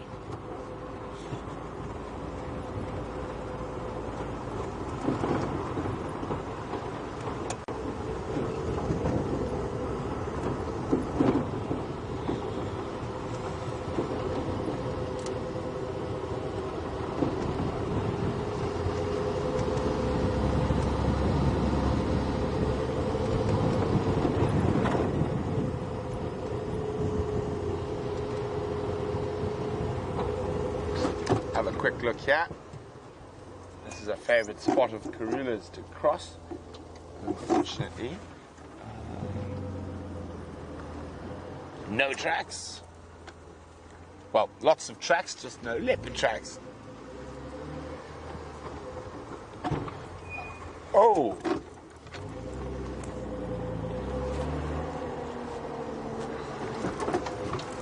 Change of plans.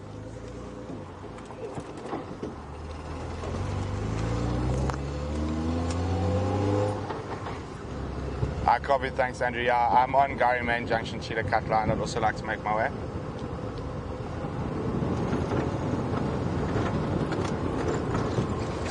Okay, so I just got a report from the east, and I was umming and ahhing with Jean-Ray whether we should head east. Our decision has now been made for us, and I'm not going to tell you what's there. So you're going to have to guess or hope or pray it's what you want to see. On our way, as we make our way towards Cheetah Plains. And while we do that, we're going to have to go through a few little deep drainage lines where we don't have signal. So while we shoot to the east, let's go back and see how Jamie's hunt for the elusive shadow is going. Hello everybody, just bear with me 1 second. I just want to have a quick chat with yours and his guests, and I'll be with you in 2 moments. Those alarm calls are coming from here somewhere. Herbert is convinced she's got a kill. I'm quickly going to Cheetah Plains, so pick up Quarantino 3 another plane. Oh, awesome. Okay. Cool, enjoy. I'll let you know if we have any luck here. Okay, cheers guys. Okay, on we go. Sorry about that everybody. While Brent races across to the surprise, which I'm not sure if you heard that, but I think we might have an idea about what the surprise may be, unfortunately. I think the cat might have just gone out of the bag quite literally at that point.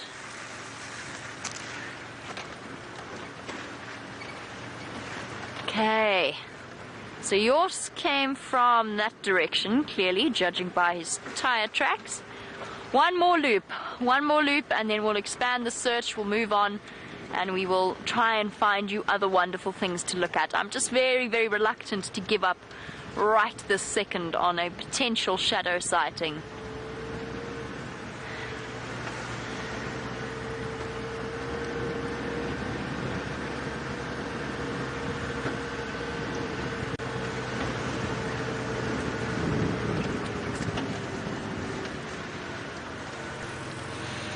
And Charlotte in Port Elizabeth and Kathy in Tennessee have come to the same conclusion, and it's something I suggested in a fireside chat, and I got some odd looks when I did.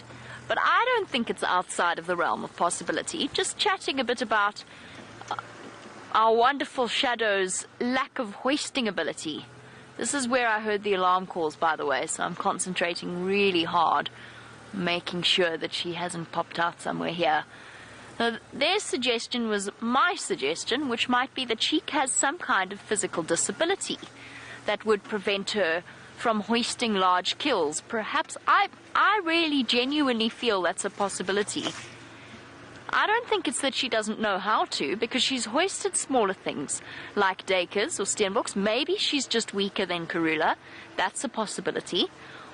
Maybe she suffered some kind of injury. Perhaps an injury to her jaw that would make it difficult for her to pull something heavy into a tree. I don't know. The one thing I will say, though, is that Tundi hasn't really had much in the way of success either. She's also, as far as I know, she's also only raised one cub to independence, maybe two. There's some debate about that. Hey, look, it's our Impala. Hello, guys. You don't look any more concerned than when we last looked at you.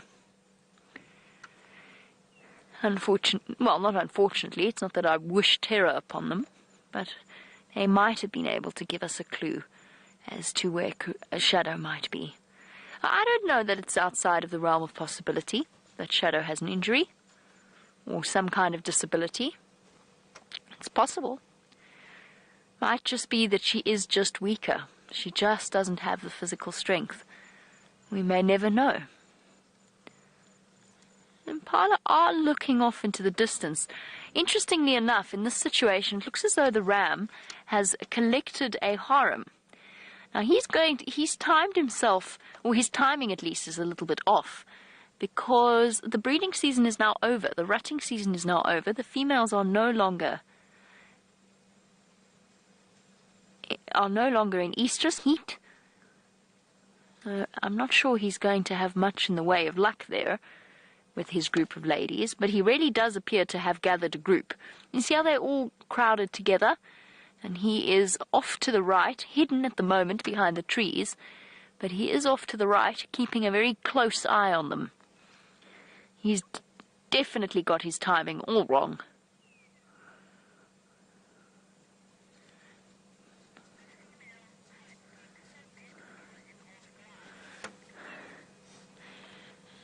Now, they do look absolutely beautiful in this color. I must say, this time of year, whilst it is very dry, what you're all looking at, they're not 100% relaxed. They do keep looking off into the distance. Maybe, just maybe, she's still around. Just have a feeling she's somewhere here. But where I was going to go with that sentiment before I got distracted was, although it is very dry, it is actually a really beautiful time of year. The impala show up bright red against the yellow background, and when the sun is just right, whether it's setting or rising, you get the most extraordinary golden orange to the atmosphere. It really is beautiful. Okay. Who wants to go to the Gowrie repeater? You guys can have a little behind-the-scenes glimpse as to what's going on. I'm going to go to the Gowrie repeater and just see if there's no sign of Shadow there. And as we go along, we're going to try and check every termite mound that we can see. And perhaps there's a chance that Shadow's up there. And I switched my comms to Arethusa just to listen for any sign of Shadow. Maybe I missed her crossing Triple M. And I'm going to go back so that Herbert can contact me.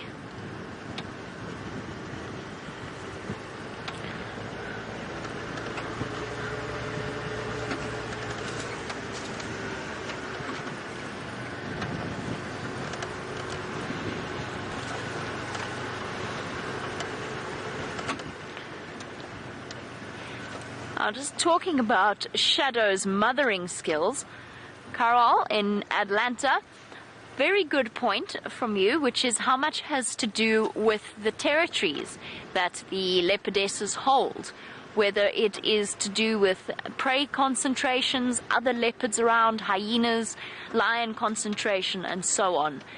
It's a very, very valid point, and definitely, if you were to take a cross-section from one part of the Sabi Sands, or one part of the Kruger National Park, and compare it to another, you would definitely find, I imagine, you would definitely find a difference.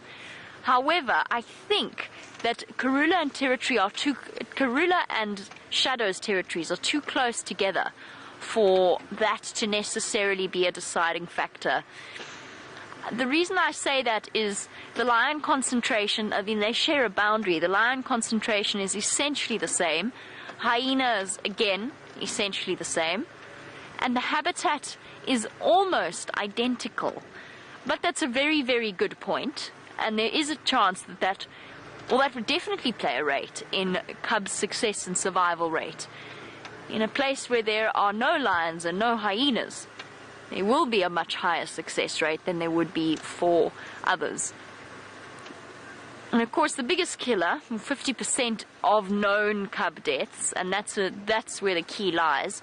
50% theoretically of known cub deaths are caused by male leopards, which is a very strange thing for us as human beings to wrap our heads around. Okay, we have arrived at the Gowrie repeater. This, of course, plays an enormous role in our abilities to send out and do a live game drive from the middle of the African bush. We shall do a brief look at it. It gives me a chance to scan the area for any leopards in marula trees. Watch heads. Sorry, Gert.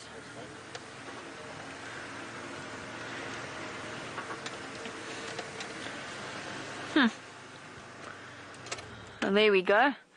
The Gowrie repeater, but not much else here. No sign of any tracks. And all quiet.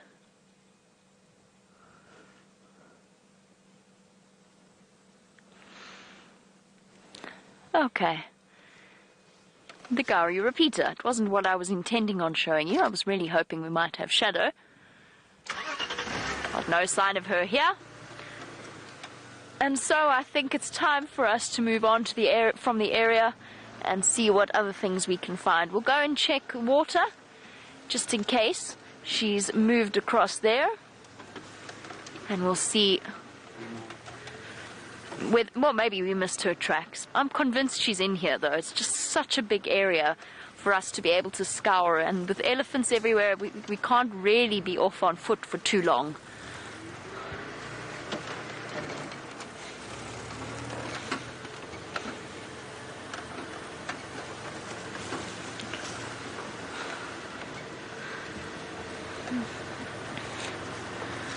We've been looking at the signs and the different animals, trying to gauge from their behavior whether or not there's a chance of spotting a leopard. And Lucy, yes, absolutely, you are right in that animals are always alert at all times, which you have to be, I suppose, when you're on somebody's menu. But Lucy's question is more, never mind, we'll get to Lucy's question in a moment. Brent has his surprise for you. Look at that, isn't that absolutely gorgeous? And a favorite of a lot of our viewers. And isn't it wonderful to have a leopard in this golden light? Now, we are on Cheetah Plains, and this is, of course, Mr. Q. Now, he looks a little bit hungry, not too hungry, but he could definitely have a meal. Unfortunately, he is heading north at the moment.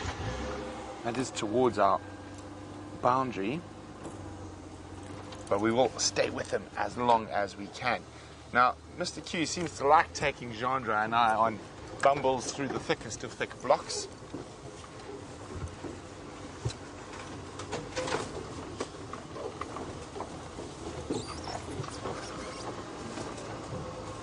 Now, we will try to stick with him. As you can see, it is quite an impressively thick block we're going into.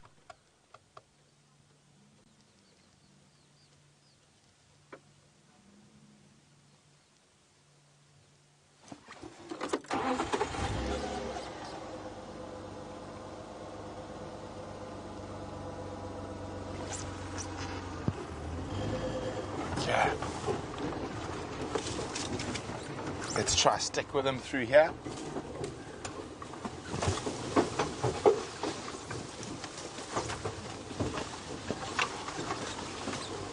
Now, we know how Mr. Quarantine loves a good termite mound. There's a good one coming up.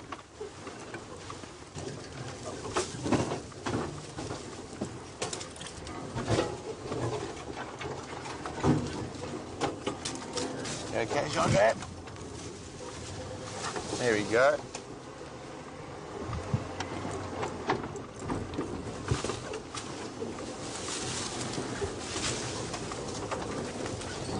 Oh man, look, this is going to be absolutely spectacular. Let me just get you in the right spot. Get our shadow out of the way. Oh, look at that.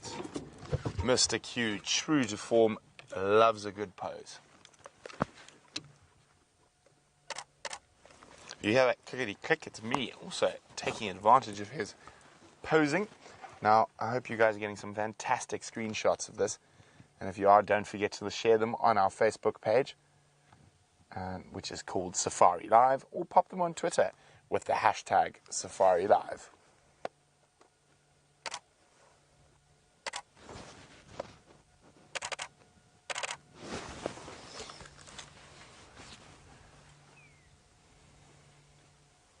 Said he looks a bit hungry. He has eaten, but he's by no means fat and full.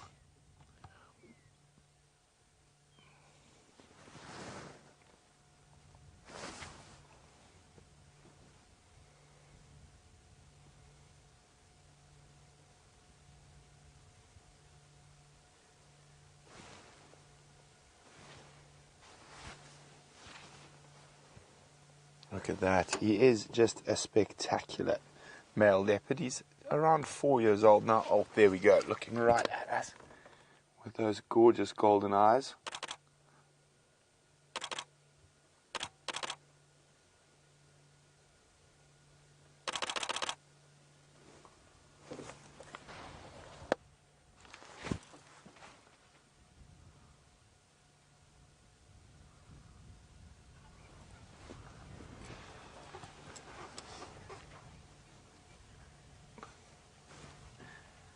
Cecilia says, Brent, please ask Quarantine where Shadow is hiding.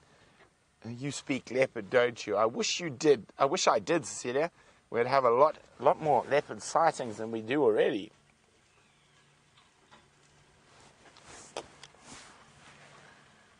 And this is just absolutely gorgeous. Jean-Jacques, would you like me to move a bit forward so we can try and get him right in front of him?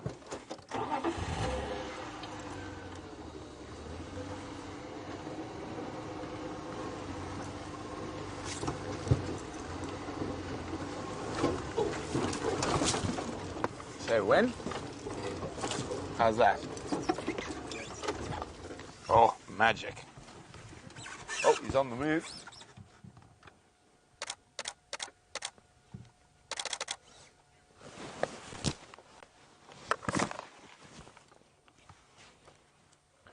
Look at this, he's right next to me.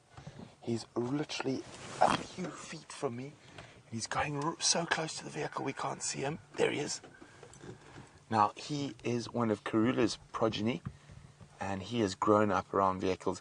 He is possibly one of the most relaxed leopards I've ever spent time with.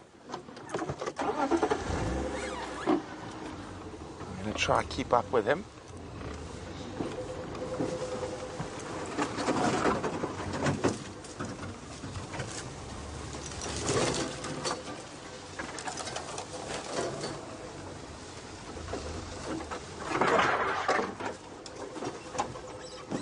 He does sometimes take us through some quite challenging areas. And it's things like that you can barely see that really damage your vehicles. But I'm just trying to see where he's gone, John. Is he still heading straight north or a bit further east? 11 o'clock. So straight north. Okay, let's try not go over things like that. There's another termite mound up ahead that he might be heading straight for.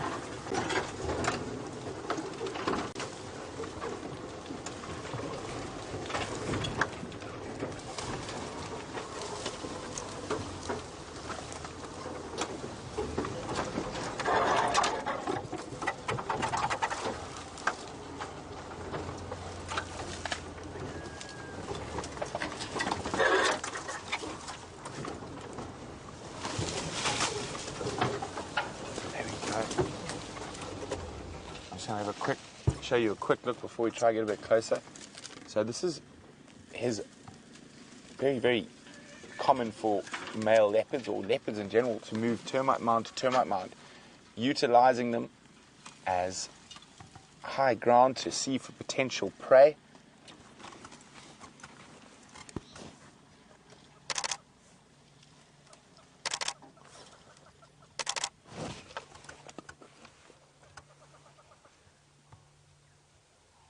Look at that.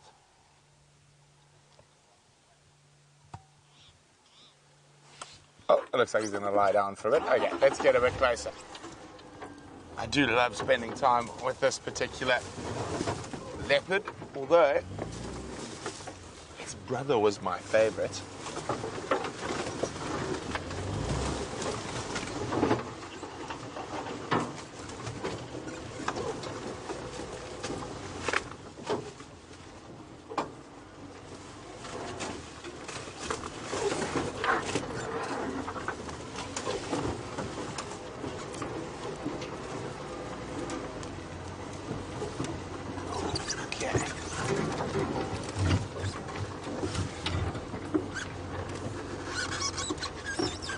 Give it. Do you want the silhouette or do you want light, Andre? Okay. He wants light, not the silhouette.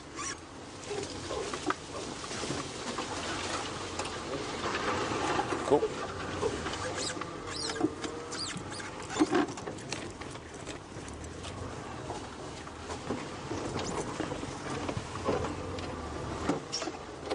There we go. So a lot of you guys sending your screenshots already. Thanks very much. Look at this, and you're going to get a few more. He really does like a good pose, Mr. Quarantine.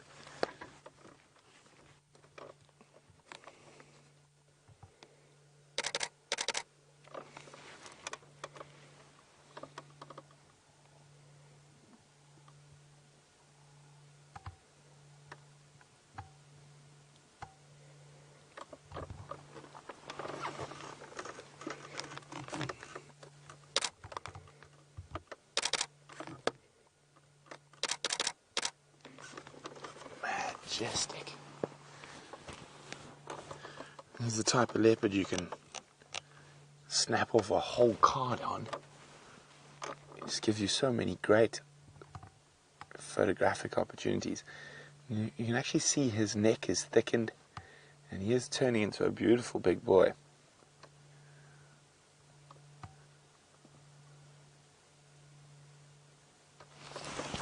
He's starting to lose a bit of that puppy fat. He's starting to look like a bit of a bruiser.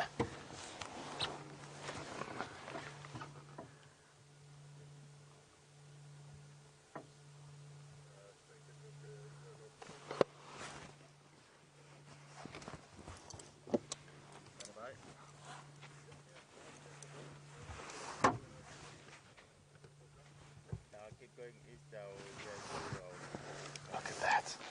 A beautiful late afternoon light on half of his face.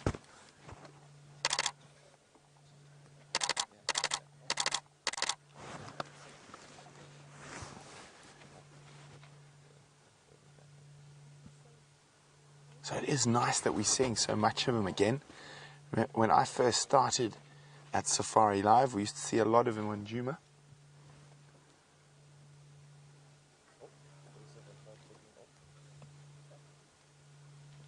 Now he's checking around. There could be some potential prey up ahead. He's listening.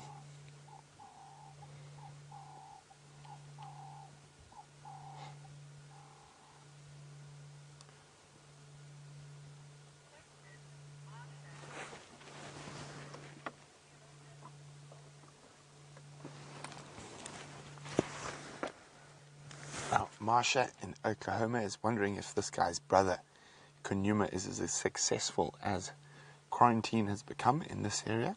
It seems to be the reports I get from down to the south that he's done well.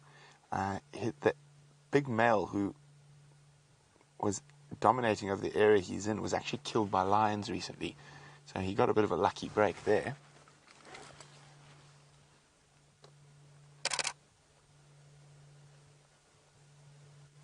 Oh, he's tired. No, Not quite comfortable enough yet.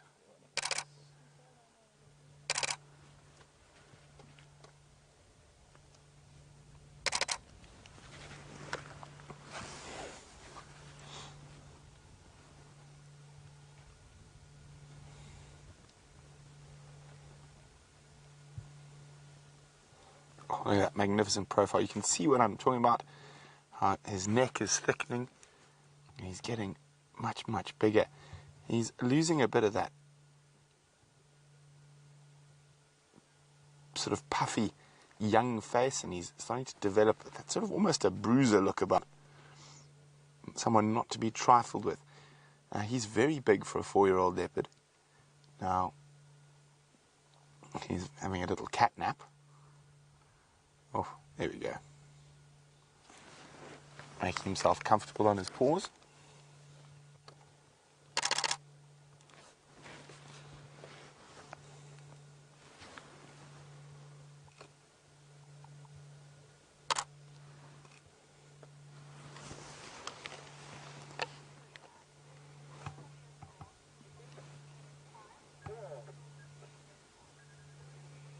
Now, Valeria would like to know, at 4 years old, is he considered to be in his prime? No, Valeria, he's still quite young. Leopard prime is 6 to 10 years old, so he's still a bit off being in his prime, but he is a very big male leopard for this age.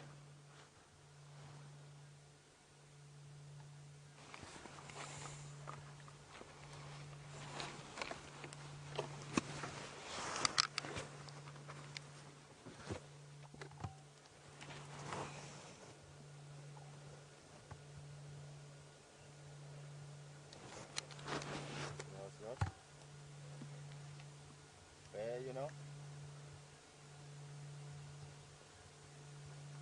Are you still going east on the cut line?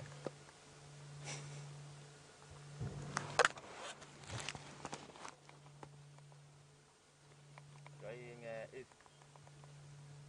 Okay, copy. Maybe I'll hear your cow tell you to come.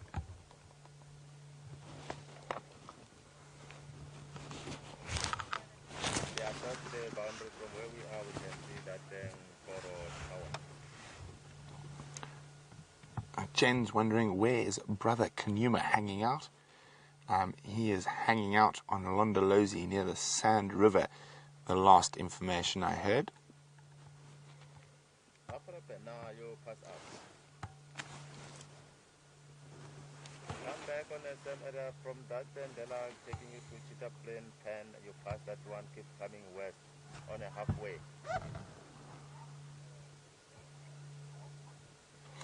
Copy. So while we sit here and wait for quarantine to get mobile again, let's go to Jamie, who's got the smallest carnivore in Africa. From one of our biggest cats to one of our smallest predators, we've got a group of sunbathing dwarf mongoose on Knobthorne Open. This is a band of mongoose that we have become quite familiar with over the last few months. We see them pretty much every time we drive along this road. And we've arrived just in time for their evening grooming and bonding session, as well as soaking up the last rays of the sun before the temperature drops and it's time for them to disappear into their termite mound home, where they will spend the rest of the evening. Look at the bundle on the left there, having a marvelous time grooming each other. It's known as allo grooming, so grooming themselves but then also grooming each other. And it's a very, very important part of their social bonding. And that is essential for a group that lives and relies upon, oh, there was a quick armpit clean there on the right, relies upon the bonds of their group in order to survive. Using their sharp little teeth to comb through the fur and clear away any parasites that may have gathered. It's a very cute scene that's unfolding in front of us.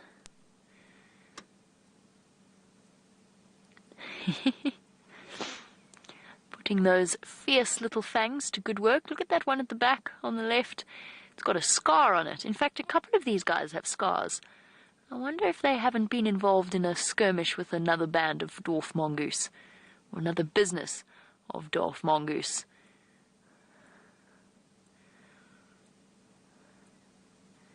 All gathering together. 1, 2, 3, 4, 5, 6, 7 of them.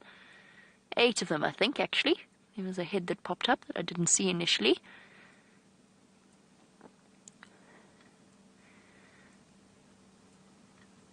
Now, generally, as with the primate societies, the higher-ranking individuals get the most grooming from the rest of the group than others, if that makes sense. So the higher-ranking you are, the more likely you are that the others are going to groom you as a way of placating and winning favor, essentially. Oh, look at them. They really do have a lot of scars. And generally, a dwarf mongoose family tends to be a non-violent place when it comes to each other. So it's not like the lions where they fight over meals, they fight for dominance. The dwarf mongoose don't have that approach. But there really are a few scars here that probably was inflicted by other mongoose.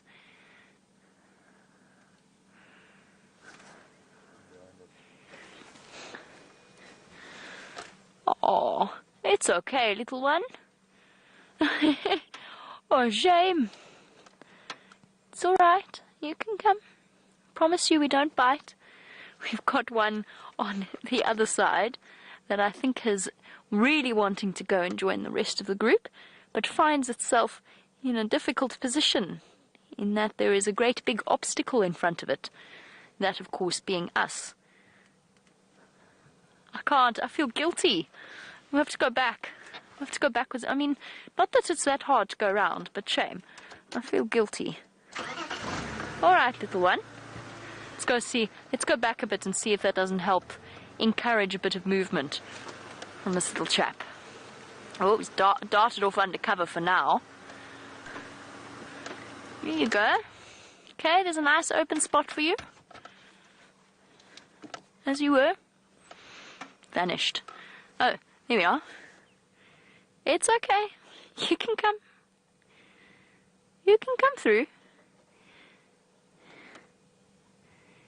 Come on, little one.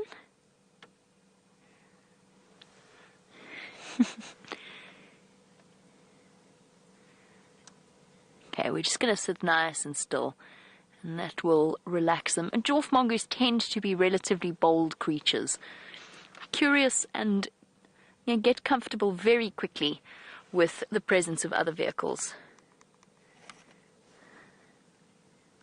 So we will just wait for that little one to come. In the meantime, we will watch the rest of the group. But before we do, Cheese on Toast. Fantastic name, by the way, Cheese on Toast. I'm a big fan of Cheese on Toast. Cheese on Toast would like to know whether or not mongoose and meerkats are related. Yes, absolutely. Hey, there we go, there we go, there we go. He shot across in front of us and rejoined the rest of the group. Just to make you all feel better, the little chap off to the right there, that's our mongoose. He's gone across to join them. Well done, little guy or girl. Cheese on Toast? Yes, absolutely. Meerkats are related to mongoose. They all fall under the Herpestidae family, to be precise. And essentially, a meerkat it's basically a type of mongoose. It's a mongoose that is adapted to live in very arid area, in desert areas, with a very, very similar social structure to the dwarf mongoose that we watch in this area. So we don't get meerkats here, but it's very, very similar. They are much, much larger than our little dwarf mongoose, but they are not too much larger than the banded mongoose that we also get here, and that's also a social form of mongoose. Oh, shame, it was actually a little one. It is a almost fully grown, but not quite fully grown little dwarf mongoose. Okay, I'm going to reposition again back to our original spot, now that our straggler has rejoined the group.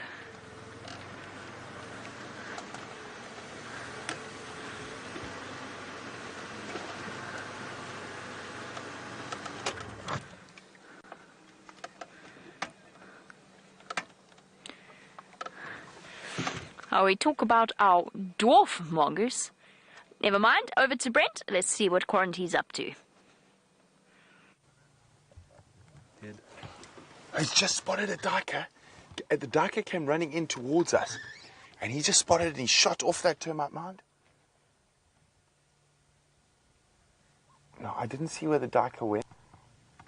I was running parallel to him, so we're going to sit tight for now.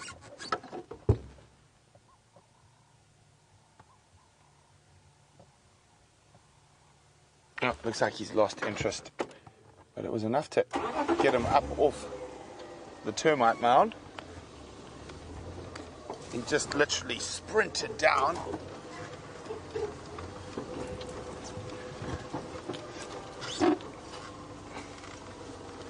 He's now mobile north again.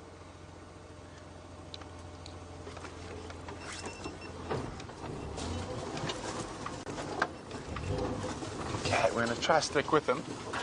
But as you can see, this is a relatively challenging area.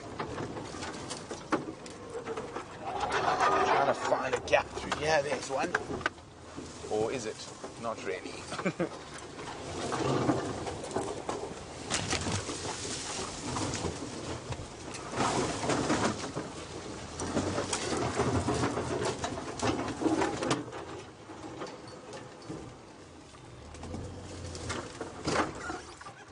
We might use this termite mound right in front of us. It's a bit smaller than the ones he has been using, so he might not.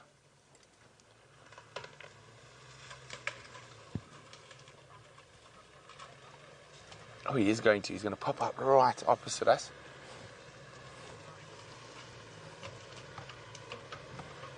He is moving north. And that's not ideal for us.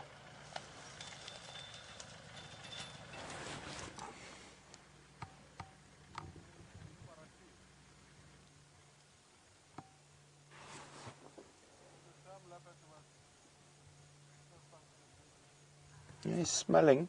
That's where the duiker might have been sleeping before it dashed through.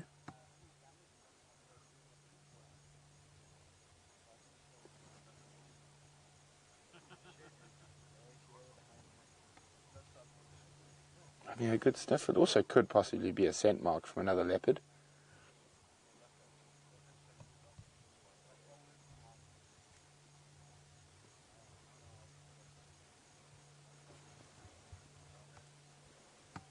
Oh, yeah, really good sniff around that little crivia bush. Oh, he's on the move again. I'm in a bit of a predicament here. Let's see if we can get out of it.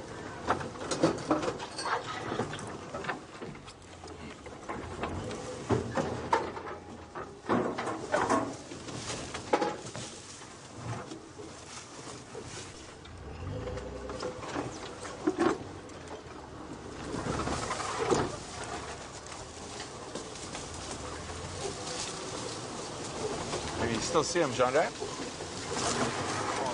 Past yours. Okay. Hold on.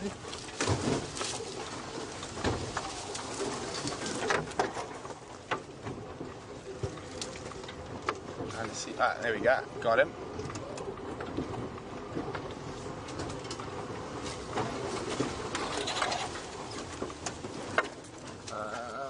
Okay, I'm going to try and get up ahead of it.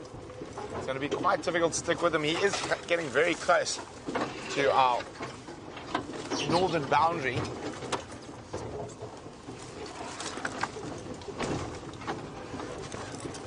Jean-Ray, you looking for me? Ah, got him. Okay.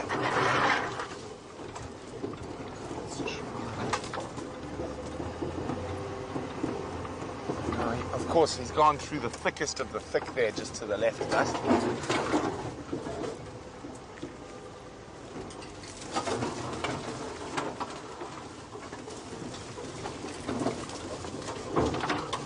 Hoping we're going to get him popping out right here.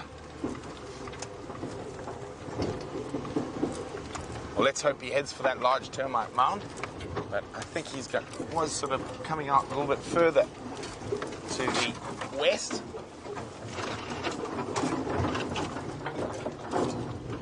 You see him, Jean-Ray?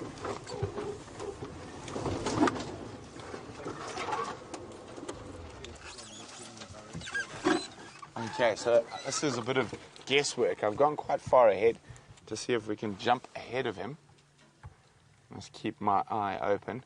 He has gone into a very, very thick thing. Everyone's had to come out wide and around.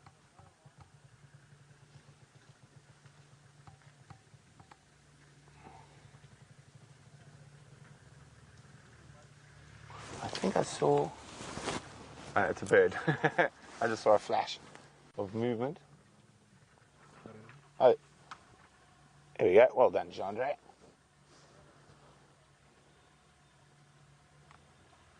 So we did choose the right spot. He's heading straight towards us. It looks like he's stopped for a think, and a smell, and a scent mark. Now this is very unusual for a leopard of his age to be scent marking so profusely. And he's going to be in competition with his half-brother, Shavambalan.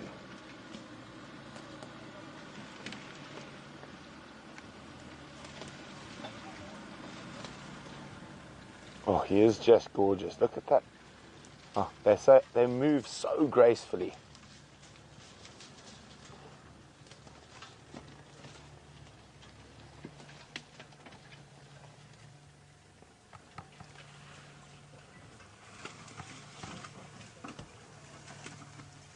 So he's going to come right next to Jean-Andre.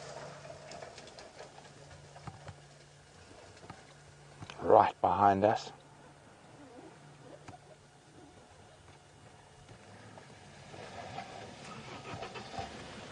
Oh, beautiful. So yeah, you might go for that big termite mound.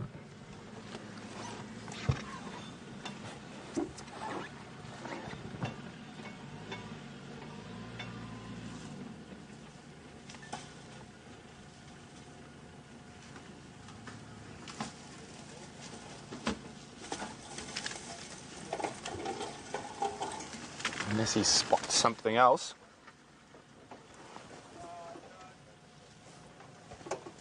Look just beyond him. You see that very fast-moving... No, stay there, Jean-Andre. Just when he moves his head, you'll see just beyond it. Did you see that very fast-moving thing there? I think it was a little batter's alarm calling. A little bird in there that's not very happy with his presence.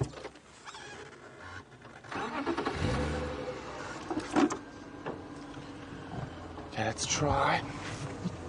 Of course, he has chosen a particularly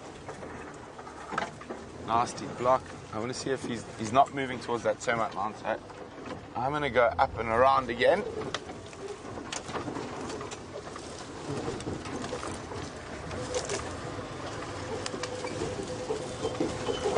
I don't feel like dashing through the thicket. The road's right here.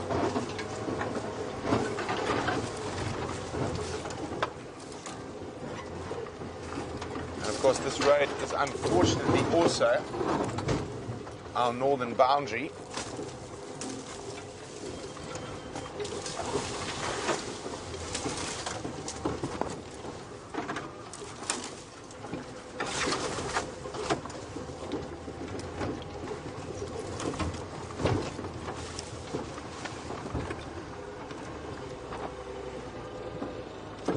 There he is. Jean-Andre, you might get your VR wish. I think he's going to walk straight on this path. So I don't know if you want to roll now. As he comes, we can try. He's going to go a little bit wide. No, he might come right up to us. Okay, I'm just going to... Oh, oh, Jean-Andre, panic, Jean-Andre, push the button, Jean-Andre. Jean-Andre's panicking. No, we have a GoPro malfunction. It's okay.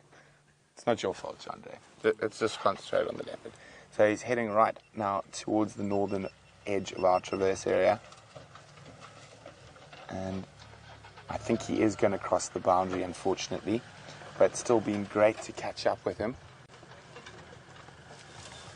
And about to step out onto the road and across our boundary. Oh, he could change his mind at the last minute. I doubt it, but we can have some wishful thoughts. actually. Maybe he'll head a little bit further to the east.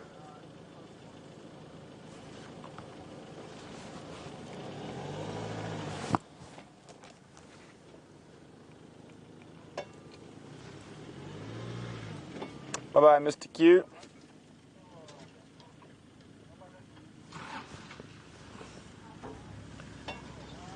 And we're going to have to leave him be. He's heading now deep into Coral. Let's try to see if we get one last nice view from the road. And then we're going to make space for other vehicles here. There we go.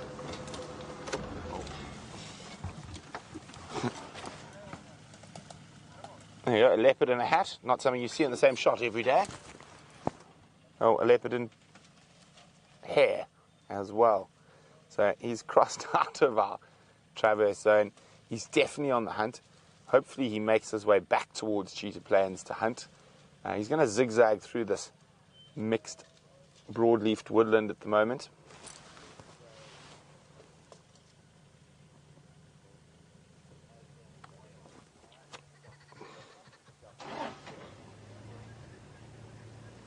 Using that termite mound to survey around.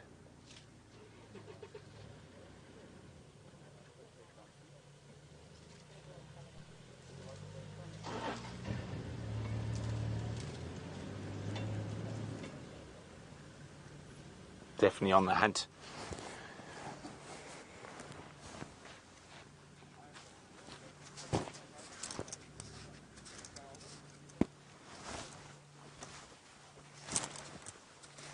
And weren't we lucky to spend that time with him in that beautiful golden light a little bit earlier? Well, he posed so nicely for us atop a termite mound.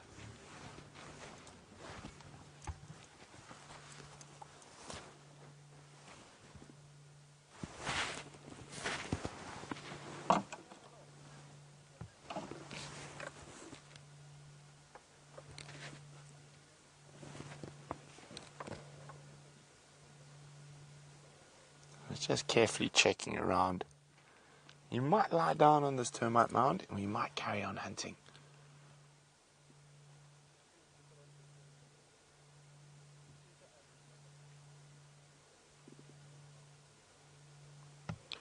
He's going to carry on. I think that's the last visual we're going to get of him for this evening's sunset safari, but it has been quite spectacular. And while we've been following him, it's got a bit cold. And I was too excited about following the leopard to put my jersey on. I'm going to take that opportunity now quickly. And there was a nice herd of elephants around 3 in a row pan. We'll go see. I think we might have missed them while we've been following the leopard, but we'll go have a look anyway.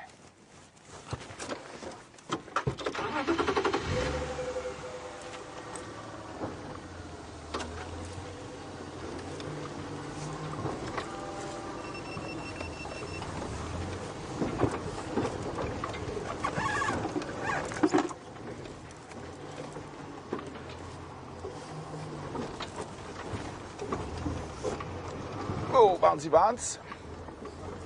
Oh, look at that. Beautiful sight. Not quite as beautiful as the leopard, but nonetheless, I'll let Jean-Ray choose his sunset this time. Although, I think it's quite average, Jean-Ray. We could have done a bit better if you just let me go a bit further. There we go. The African sun setting. Isn't that exquisite? Okay, Jean-Ray, I take it back. It's quite a good sunset.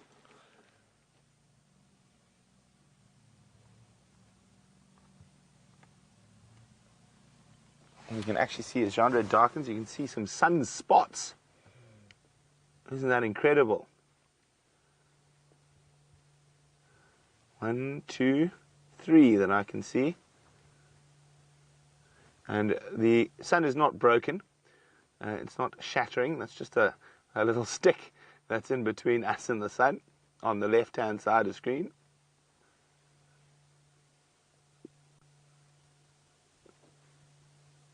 Wow, isn't that amazing?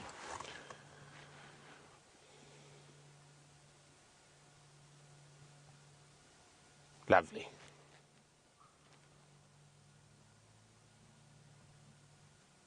Okay, let's move towards the pan before we lose all our light.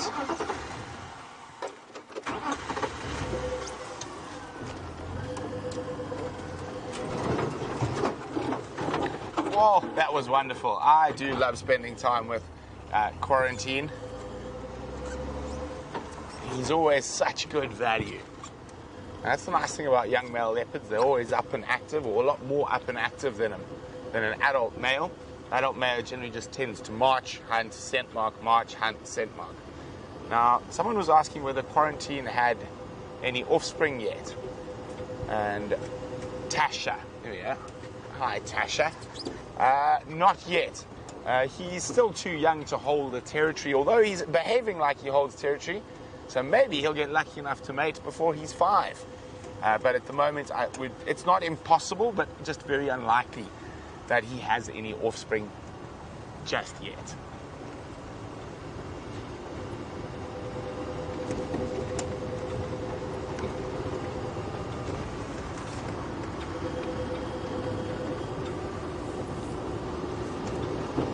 Now, Jen B is wondering how big is Quarantine in comparison to Tingana. I would say he's probably still 65 to 70 kilograms, whereas Tingana is probably 80 to 85 kilograms. So in terms of height, they're about the same size, but Quarantine is yet to fill out.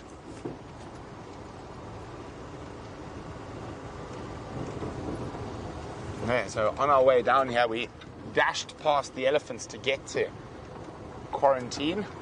He was heading through into that thick block, so we managed to get there just in time. Just want to see if any of the elephants are still hanging around at the 3 in a row pan. While we go do that, let's go see what Jamie's been up to.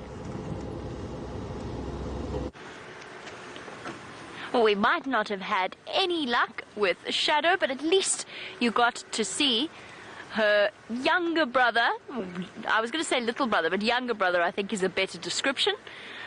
Quarantine, the lovely male leopard that I actually encountered for the very first time just a few days ago. It's the one and only time I've ever seen him.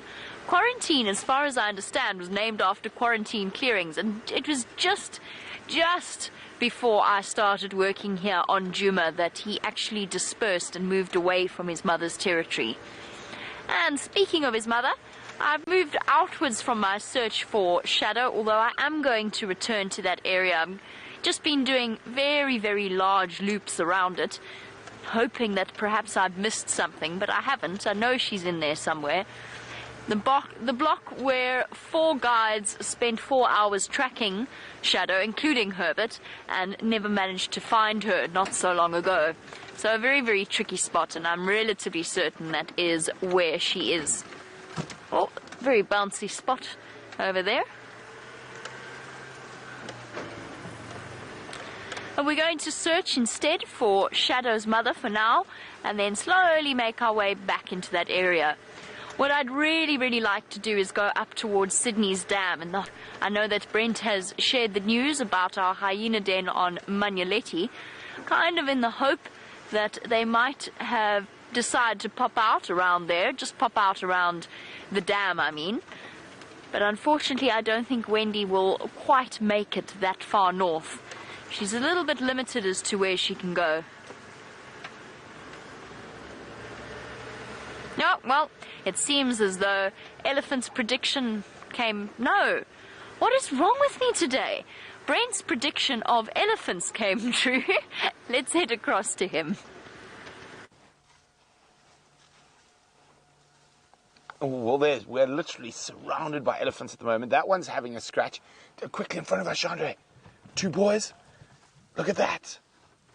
2 young boys having a bit of a wrestle.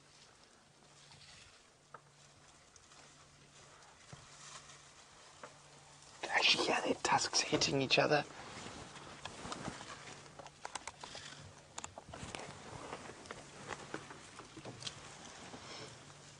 I don't think that game's over yet.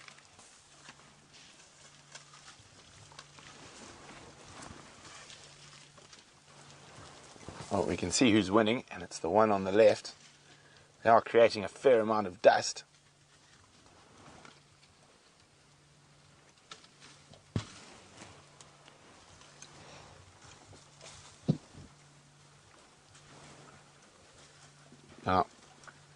wonder, just come wide again, Jandre. He's still stalking, that other bull is still stalking the other one.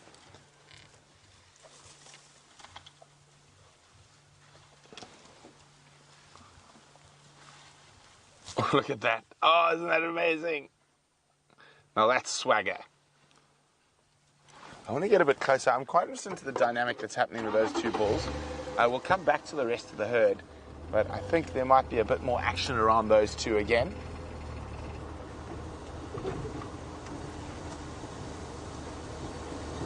Oh, sorry, little one.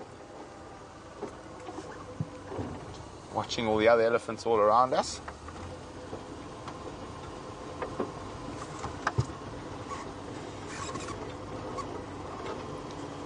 Large Slumberwind Glove at 3 in a row.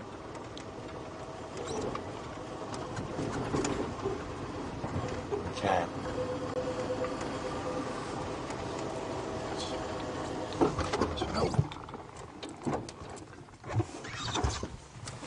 I just want to watch what happens between these two.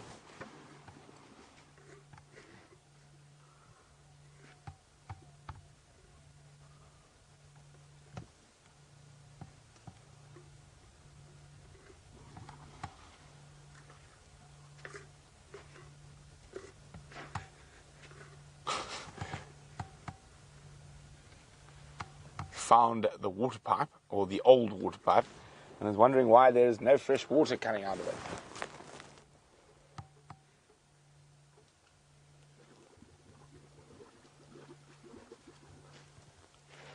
I still think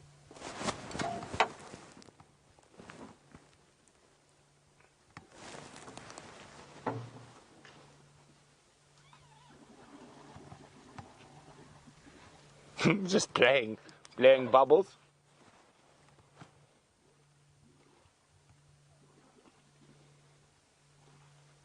Now here we go, this is what I was waiting for. I didn't think that game was quite over yet.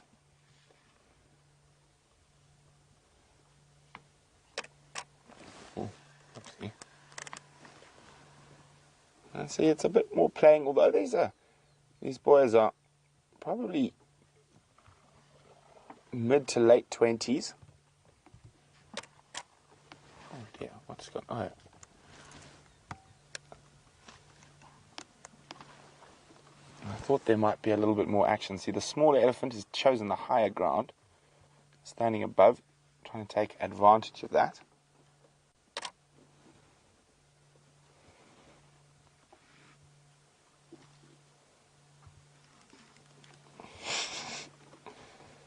There we go.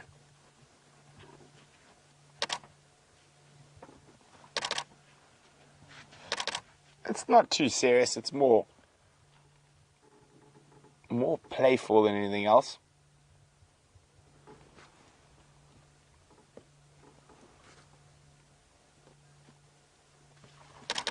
Oh, push you into the water.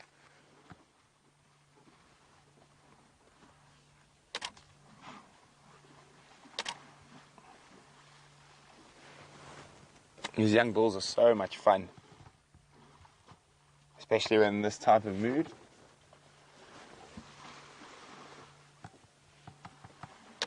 Oh.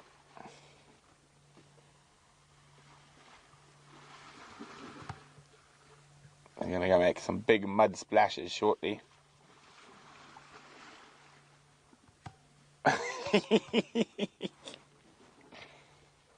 Right, just playing.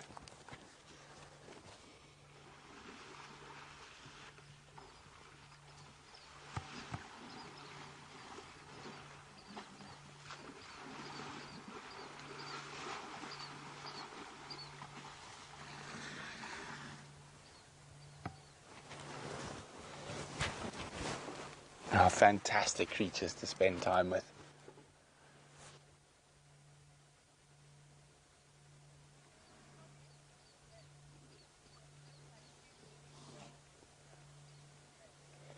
Now, what an apt description by Lynn. They're like two teenage boys messing around. That suits this sort of scenario perfectly.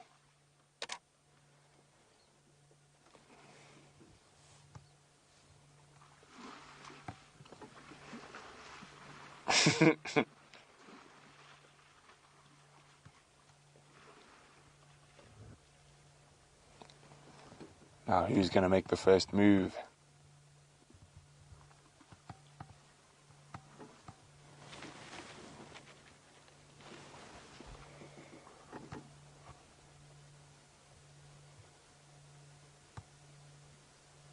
Stalemate. Oh, there we go. Oh, I was trying to entice a bit of tussling. And look, from his wet trunk that he's putting on his forehead, he's now got war paint on.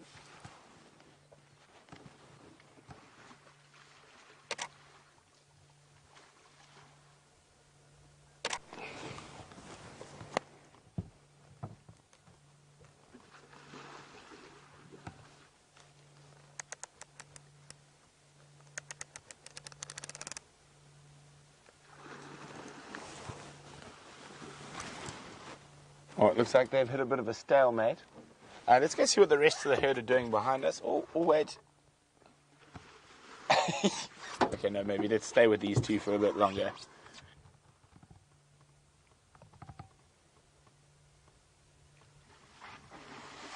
There we go.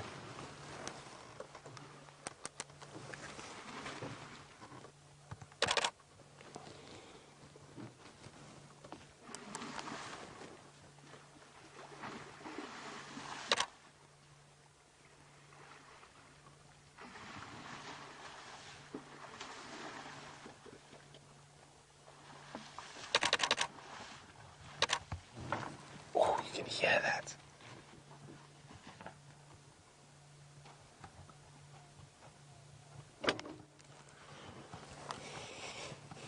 As we're saying, not too serious, just two young boys playing around.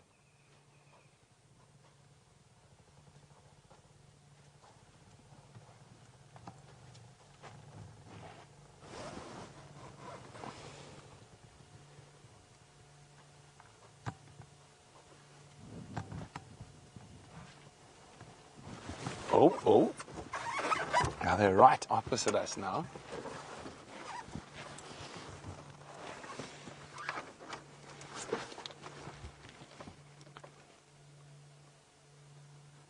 Now the one on the left looks like it could be slightly older, but smaller in body size. Now, this is very playful, not serious, but an elephant fight can get very serious.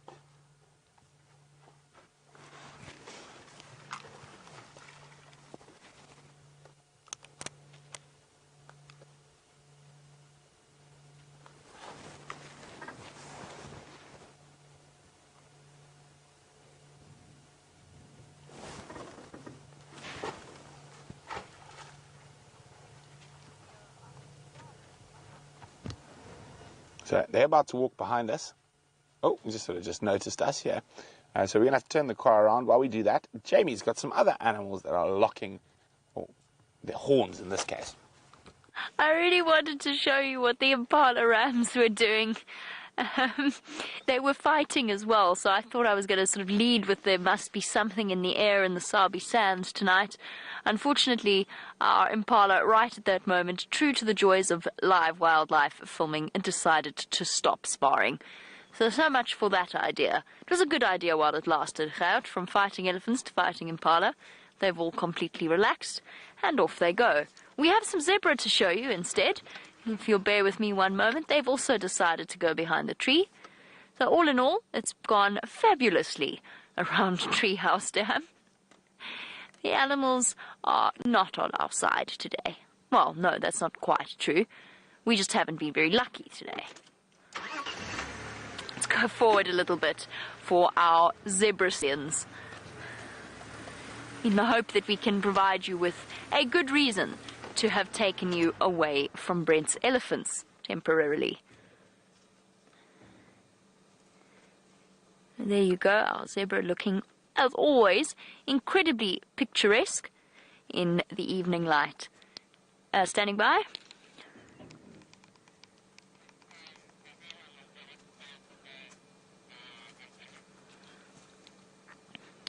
No, it was west of the antenna. a little bit further in towards that block, maybe even a little bit northwest, but it was west of that antenna. Sorry guys, just chatting to Herbert about where the alarm calls were. Right, I'm going to, in that case, since our impala have stopped fighting and our zebra is presenting us with a rear view, I don't want to take you away from Brent's elephants for too long, so back you go, right back to Cheetah Plains. Well, fighting over, now it's time to throw dust on oneself. Now, a third bull has joined us. There's his bottom. And he seems to just be playing with the water a little bit, not really drinking, just sort of sucking and spraying. Oh, he's going to have a drink now.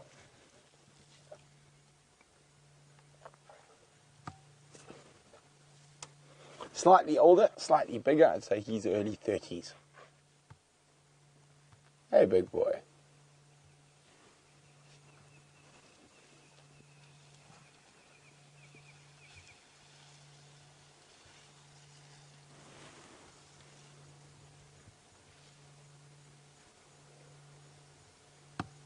Almost looks like he's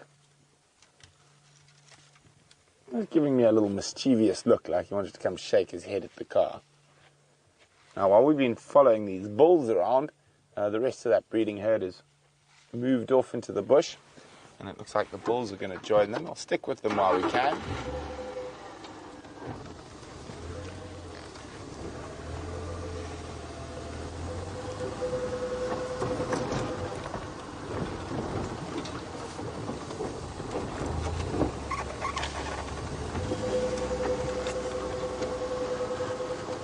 It's wonderful spending time amongst Africa's giants.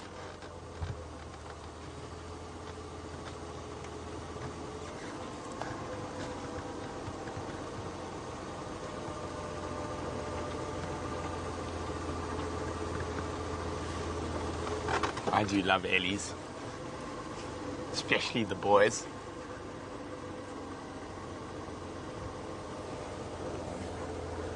Looks like they're going to head off for a night's feeding now. Had a nice little drink down at the pan, and they're going to spread through this woodland now.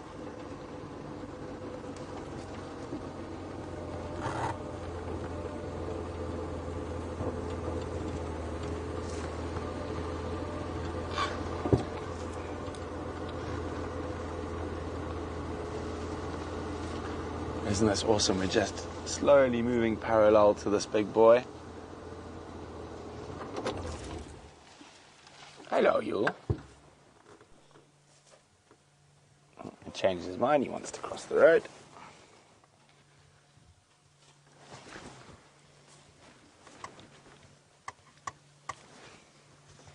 Off after the breeding herd.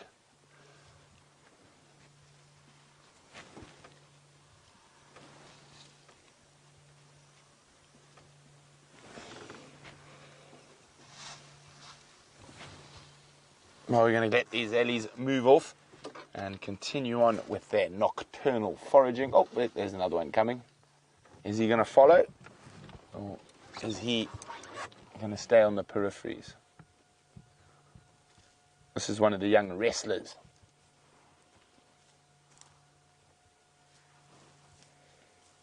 No, looks like he's going to move. I'll try to keep up with him. Oh, I think he might stop for a scratch.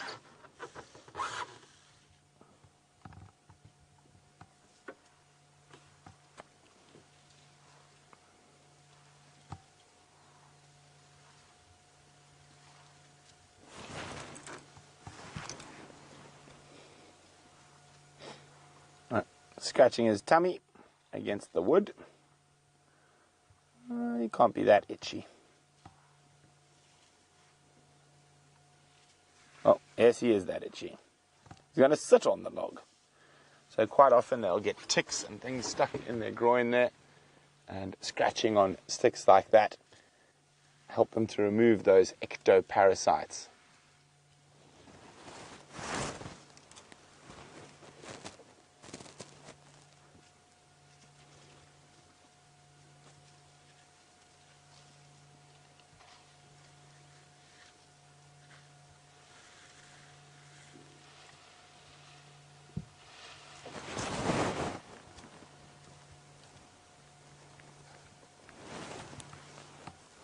mister. It looks like he's going to follow the other Ellies.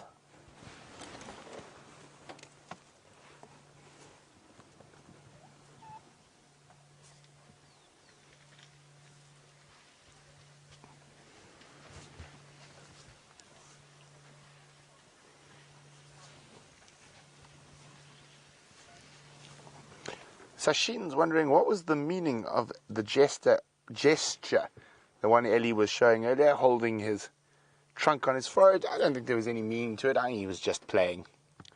So we're going to let these Ellies move off into the west, and we're going to start heading back towards the north. But Cheetah Plains has fortunately delivered for us on this sunset safari. Not bad, mister. What branches are you breaking there? So there we go. Oh, yes. Not the bravest, that elephant. Deciding Jean-Ray was far too scary for him to hang around here.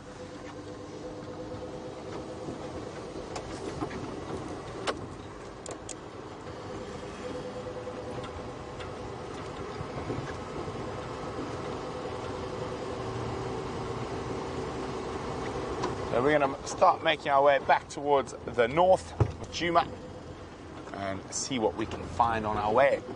Hopefully we can find some little nocturnal critters that are going to start coming out now at the dusk. While we start heading north, let's go see how Jamie is doing. Jamie has headed back to the west. I've got some very exciting but also vaguely frustrating news for you, and that is that Herbert found very, very fresh tracks around the repeater.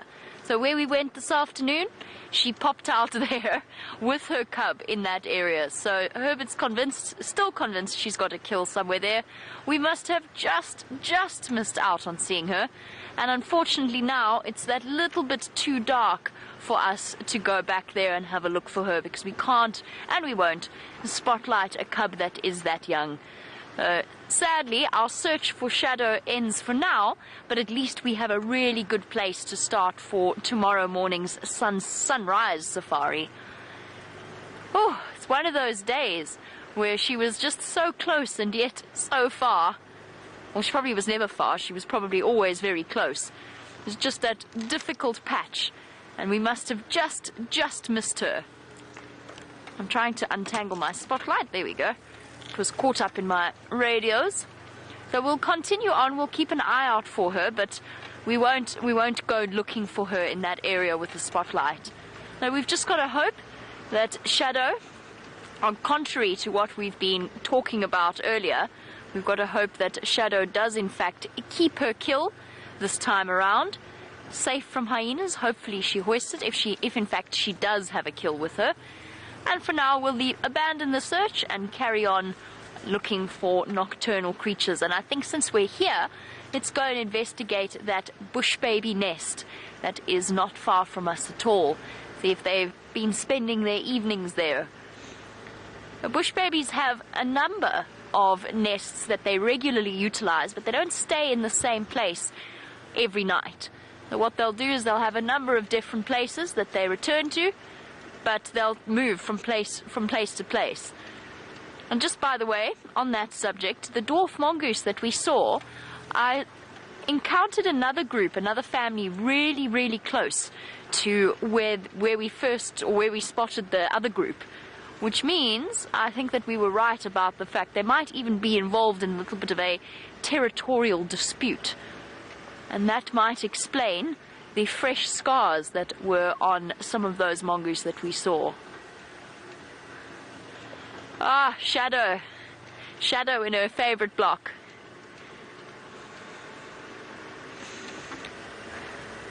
Oh, and that's a very good reminder from Jerry. Sorry, Miss Lynn, we got completely distracted by quarantine. I do hope you are still with us. We were just about to answer your question, and we had to rush you back across to quarantine. So Miss Lynn was asking whether or not, since we have dwarf mongoose, whether or not we have regular-sized mongoose. And yes, we do.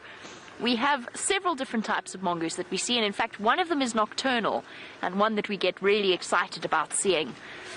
So we get the banded mongoose, which I've managed to put on camera once, very far away, and I think Scott managed to see them once on camera. But other than that, they are really incredibly tricky to spot. They're very, very shy, but they're about 1.5 times the size of your average dwarf mongoose. This is the bush baby nest. Let's just see for a second whether or not it pops its head out. But I think it's quiet for now. Little bush baby. We have been treated to the cutest sighting of bush babies in this spot before. Hello. Right on cue. What's going on? Could you have timed that more perfectly? How cool is that? Hello, little guy. Or girl. Thank you very much for that. At least the bush babies are playing along this afternoon.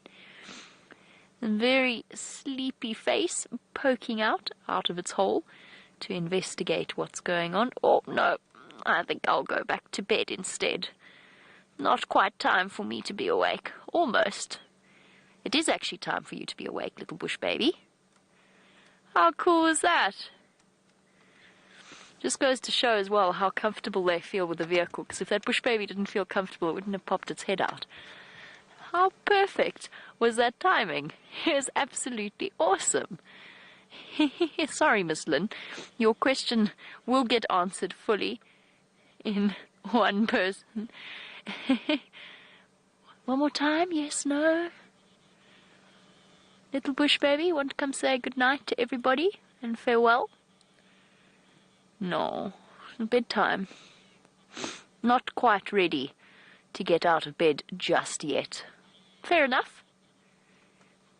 I sometimes feel like that first thing in the morning, as I've said before at this particular bush baby nest. And we leave our little bush baby in peace to pop out in the next few moments. It's exactly the right time for our bush baby to go out and start foraging. This is obviously a very well inhabited bush baby nest. Thanks for that, little one. That was an awesomely timed appearance. Okay, onwards. I think our little bush baby's going to stay in for now. Cool. Very special.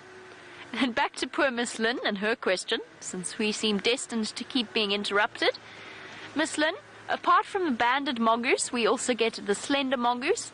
Another very shy mongoose, in contrast to the dwarf and the band. It is entirely solitary, unless it has little ones with it, or if it's mating. But other than that, you see them on their own.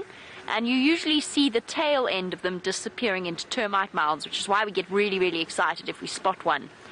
And then, of course, there is the white-tailed mongoose, the nocturnal species. We might, if we are really fortunate, and I found tracks of them once, and I had it confirmed with some of the other tracking experts in the area, that it was a white-tailed mongoose track. A water mongoose track, not a white-tailed mongoose track. So that was up near Sydney's Dam, and that's a water mongoose would be relatively unusual in this area.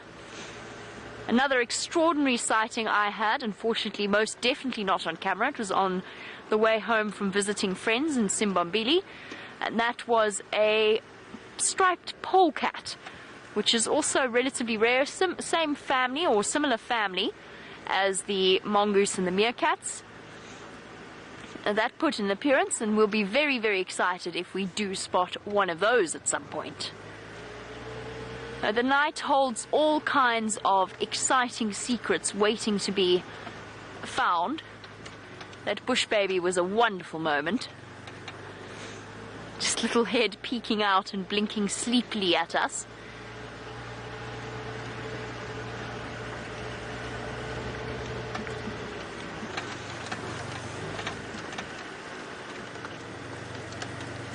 And yes, Jen Ward, that is exactly what that was. It was what, in Afrikaans, we call them bush babies in English, or to be more correct, actually, a lesser galago. Hence the name Galago Camp, by the way. but that was indeed what they call in Afrikaans a nachtapie, a little night monkey, which I think is a really, really lovely descriptive name.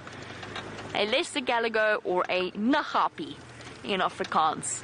So whenever you add an IE sound to any Afrikaans word, or a key sound, depending on the word, then you basically, it's a diminutive. It's a little thing. A little cat is a kaiki, etc. Now it carries on like that, so that is a little night monkey. And that is, of course, what it is. It might not look it, but it is the tiniest primate that we get on in the Sabi sand. There's also a type of bush baby called a greater galligo, or a thick-tailed bush baby, and that is much, much larger than its little bush baby cousin, than its lesser bush baby cousin, and they have a screech that's where the name comes from. They sound like squealing babies, like a newborn infant screaming because it's hungry. That's what the thick-tailed bush baby sounds like. And unlike the lesser bush baby, which spends most of its time foraging about in trees for gum, the thick-tailed bush baby spends a lot of time on the ground. Now, whilst we could get them here, and I think would be very excited if we did see them, they are much more, generally tend to confine themselves to areas with rivers, with permanent water sources, with enormous jackalberry canopies and leadwood canopies, fig trees. They tend to prefer those sorts of forested areas. But we don't really get them here.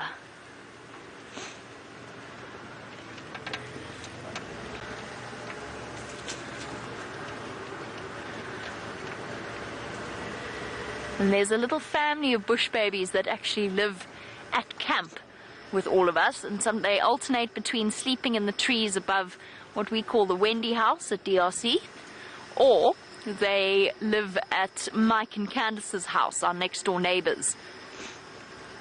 And they sleep there, and the dogs, you know exactly when the lesser bush babies are sleeping at Mike and Candace's house, because their dogs are very good. They don't do anything.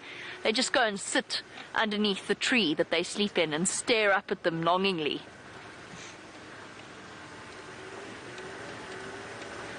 I also know lots and lots of places with habituated bush babies, something we've spoken about before. You don't really want to pet bush baby. They're terribly cute, but just bear in mind that their instinct is to put drops of urine on their hands and feet so that they can mark their territory. They will, whenever they cling onto you or jump on you, just remember where their feet have been.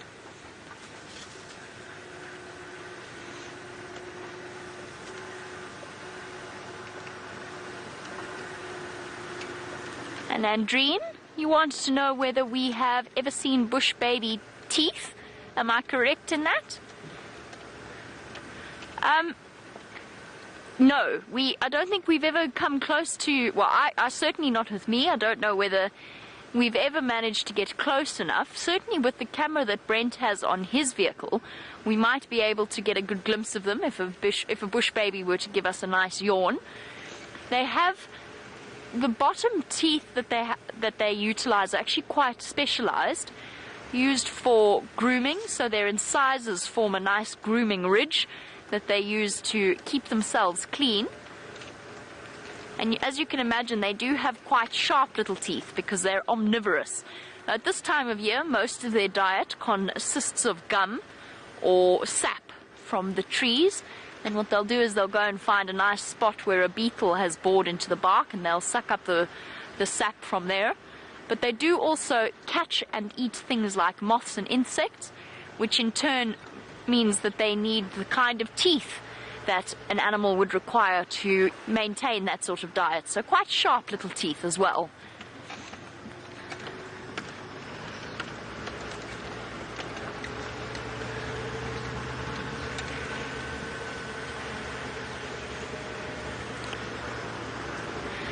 Now, we had that perfect little spot for a bush baby to hide, but they don't necessarily sleep in holes. They will actually even find a tree branch where they will huddle all together. A couple of females and one or two males will all cuddle up together to spend their day asleep and safe.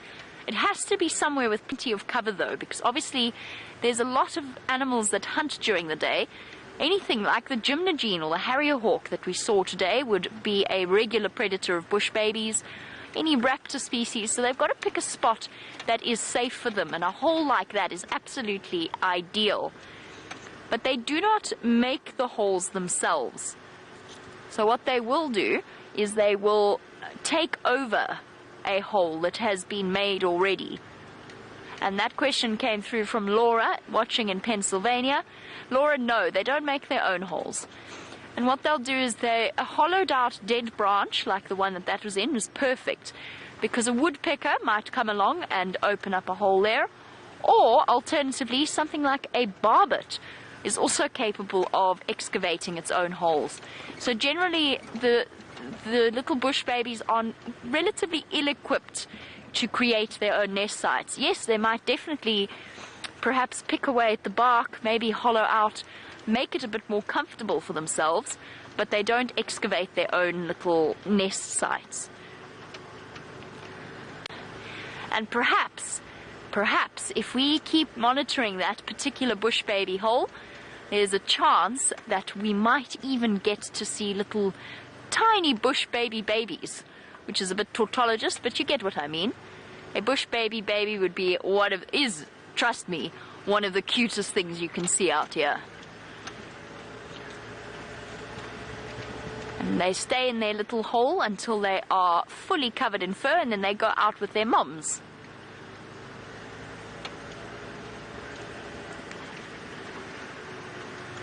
Yes, Chitra, spot on.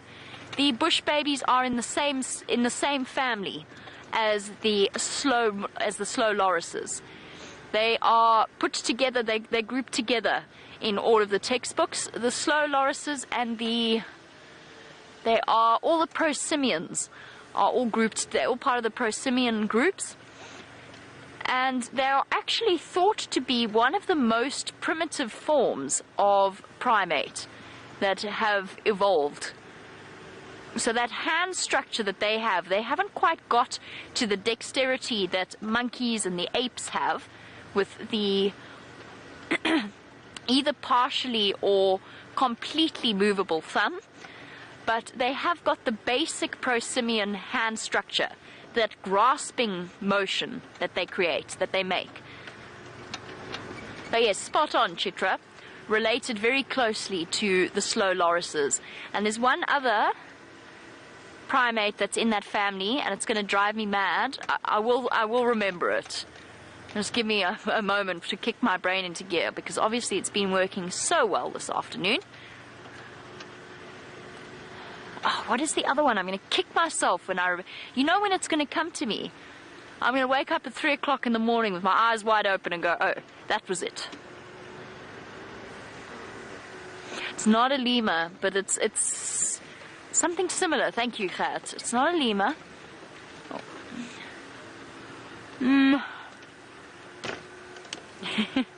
I'll remember, I promise.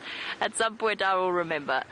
It'll come back to me. Sometimes I put too much information in my brain at once and it doesn't keep all of it. It's fine. I'll go and look it up to see. Oh, I've got full access to my library again as of today. So I'll go and double check it in my Estee's book of Behavioral Guide of Mammals. He'll be able to tell me.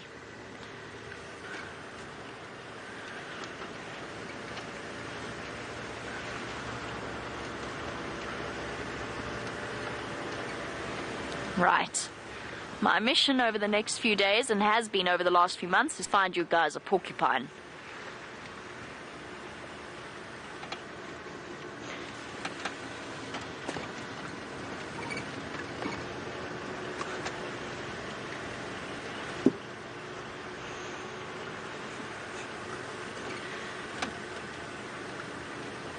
Dina, I'm really sorry. You've provided a suggestion that Jerry is desperately trying to give me, but I can't hear what she's saying. I'm sorry, Jerry, one more time.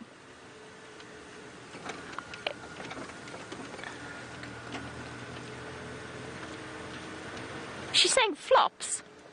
Flaps. Flaps. Floss.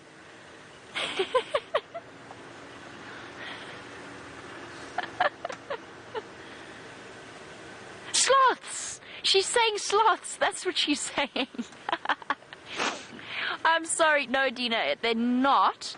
But there's probably you'll find there's a common ancestor though, but that's not what I'm thinking of.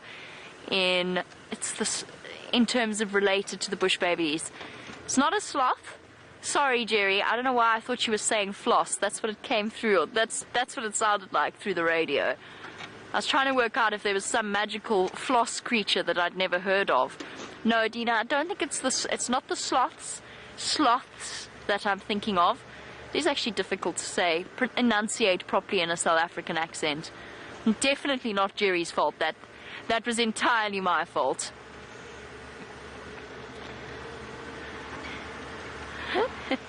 Well, guys, we will have to continue our discussion. I will go and look up what it is that I am trying to remember, and we will return tomorrow at the start of the sunrise safari to, fingers crossed, find Shadow and her lovely little cub.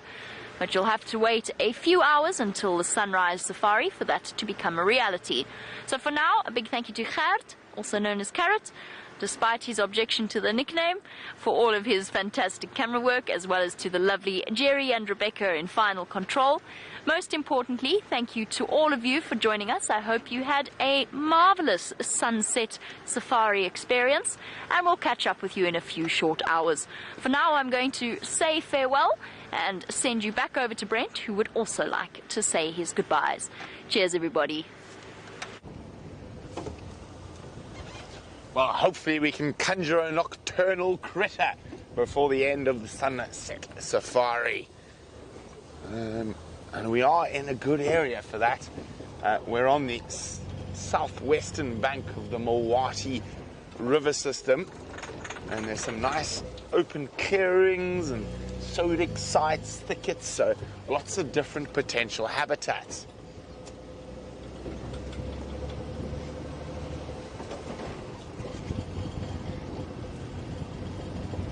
But really great to catch up with Mr. Q on the sunset safari. He definitely is starting to behave like a dominant leopard, and that's very young, very interesting. He is big for a 4-year-old, but still quite interesting behavior. So it's going to be a very interesting little story that's going to play out there between him and Shivambalan. And of course, you never know when a new male might come in from the Kruger or from the south. So interesting times taking place around the Cheetah Plains area with the male leopards. And of course, hopefully Shadow and her little Bubba will be around on the sunrise safari. We're quite certain they've got a kill in there somewhere. Now it's just a matter of finding it. It is a massive area without any roads. And of course, it's always been a pleasure having Gendre on camera with me today. He behaved himself. He didn't sing once. I shouldn't have. I probably jinxed it. I'm trying to see if he's about to burst into song. No, fortunately not. I shall survive. But thanks for joining us, and we'll see you in a few short hours for the sunrise safari. Bye.